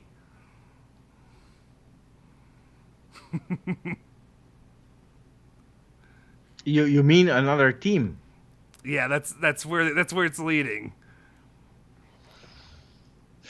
I don't know. It's impossible to know. I would probably I would have been a Milan fan, probably, because all my cousins were Milan, and I was playing with them every time in the street. So probably I would have been a Milan fan. That's hilarious. That's funny because actually mine, when I was picking, was 06. Also, one of the smaller things too, when I first started supporting Juventus, I didn't know what Calciopoli was. So I supported them during the Serie B. And of course, I didn't know what I was getting into. I had no idea what it meant. So to me, it was just, oh, yeah, Juventus is doing awesome. They're doing okay or whatever. I didn't realize everything that was going on. So you could say that, I guess I could say I'm a pretty real fan. Supported them from the beginning in the roughest, beginning for me and the roughest point. It's true. That was also a trick question just to see what you'd say. Milan was one that I was looking at because it was after 06. I fell in love with Del Piero and Buffon. Those are always being the most special ones to me. I know a lot of people say that. But then also, the only other one I leaned toward maybe looking at, there was Milan a little bit, but actually Palermo, because they had a lot of players on that team as well. And then family coming from Sicily and not knowing much at all. Yes, Dax, those are those questions that you ask. He always comes up with great questions in the chat. So we'll say That's those are it. him. Okay, last two. I have more. I like the quick fire question. There's only two more. I just meant to do them real quick and then wrap it up for you. I think it may have frozen again, and then that's telling me that it's time to wrap it up because it's freezing again. There we go. Top Juventus memory. But Juve Milan 2011 October. So when we just opened the stadium, because we came from really bad season, 2 times seventh. We came from Serie B a bit before. First time that I go to the stadium with my family, my father, my 2 brothers, cousins. We were a lot of people that went there. It was for my 30th, by the way. So it's already some time ago. We spent a weekend in Torino, amazing city, and then you go there. The atmosphere was incredible, Justin. Incredible. You can't imagine with the new stadium, the people singing from in the streets of Torino. Yeah. And then you enter the stadium, watch a game, 87th minute, it's still 0-0. And you think that you will go back without celebrating a goal. And then you have Marquisio scoring the first goal at the 87th, and then 3 minutes later, he scored the brace 2-0, and we were playing versus the title holders, Milan, with Ibrahimovic, Thiago Silva, Allegri on the bench of Milan. So probably that total package of weekend was my favorite memory because I lived a dream. I saw my father jumping 10 rows down, hugging people he never met in his life. It was just perfect. Then if you tell me, yeah, I was able to see the Champions League win of 96 of probably these kind of things. But the weekend Juve Milan was. Uh-oh. There you go. There it goes. Sorry, cut out one more time. Right when you said that weekend, Milan Juve, and that's when it cut out. So it was just a couple of seconds. I love that It answer. was fantastic. I would say I love that answer just because it wasn't what you're expecting. You know what I mean? You so many people give the answer of, Champions League when they won, or whatever have you. I love that answer, so I appreciate you sharing that story and talking about that. It's those little moments, and that's why, again, what my goal here is hopefully doing with this channel is talking about those little moments of why they're so special. Like with me, the reason that 06 team was so important to me, the 06 Italian team, was because of my connection with my great-grandfather who had passed a couple years before. So stuff like that's so cool, seeing those moments you have with family. This last one was a joke, but I thought I was going to do a more rapid fire, but it was a favorite Inter memory. That was the last one, but I think you could actually come up with one. I have a good memory of Inter. It's Inter-related, to be honest. You want to hear it? No, I'm ready to hear. I think everybody else would like to hear it as well. But it's a story I already told, but it's a really nice story. I actually feel ashamed of it, but it is what it is. So we went in Serie B, and the year after we came back, and it was November, and it was Inter Juve or Juve Inter. I don't remember. I think it was Inter Juve. The first game after the Serie B, and it was a night. It was a night game. I had all my family.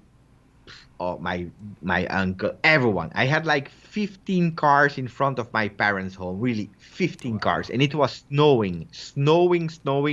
The weather was shit, but we were all there. We start watching the game, volume crazy, because it's really important. If you are a Juve fan, especially in these years, Inter, okay? So we are there, we start watching the game, and at the 11th minute, something like that, we hear knocking at the door. Mm-hmm. But it's impossible because we are all there. So who's knocking? It's impossible that someone is knocking and nobody is standing up. They just ignore the fact that someone is knocking at the door because there's Inter Juve. I was the closest to the door, so at a certain moment I get up, I run, I open the door, and I see a man that I never saw in my life. He was, totally wet due to the snow. With a horse in the back, the horse. He was actually a problem with the car. So he said, "Can you please help me?" And I was like, "No, there is interview, and no, I can't help you." I didn't tell him that was the game, but I said, "I'm sorry, I can't help you." And then he said, "But can one of the 15 cars give me, the thing to lift the car? At least I can do it myself." I said, "I'm really sorry." I closed the door in front of him and I watched the game.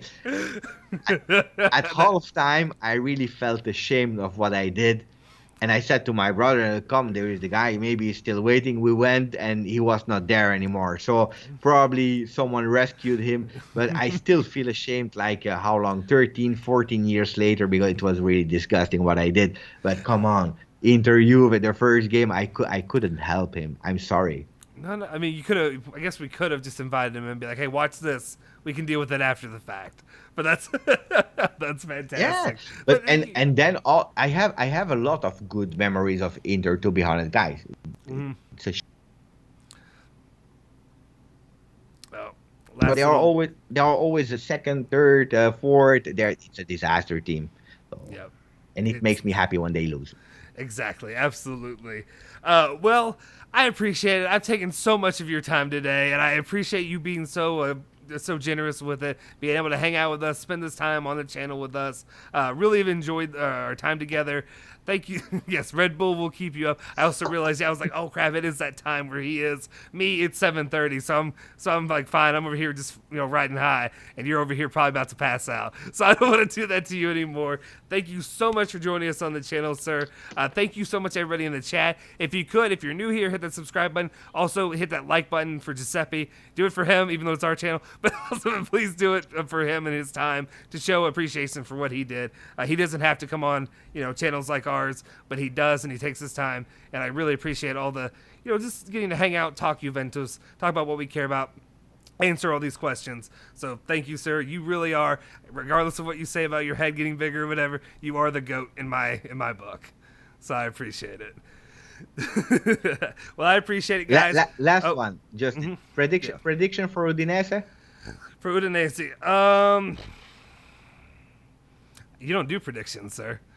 But you want me to do predictions? No, I said you don't do predictions. But No, this season I do. Last year I didn't, and it was a disaster season. That's fair. So maybe this season I will do. I don't know. I'll be honest, because I felt going into after, and again, I say that I don't take anything from preseason matches.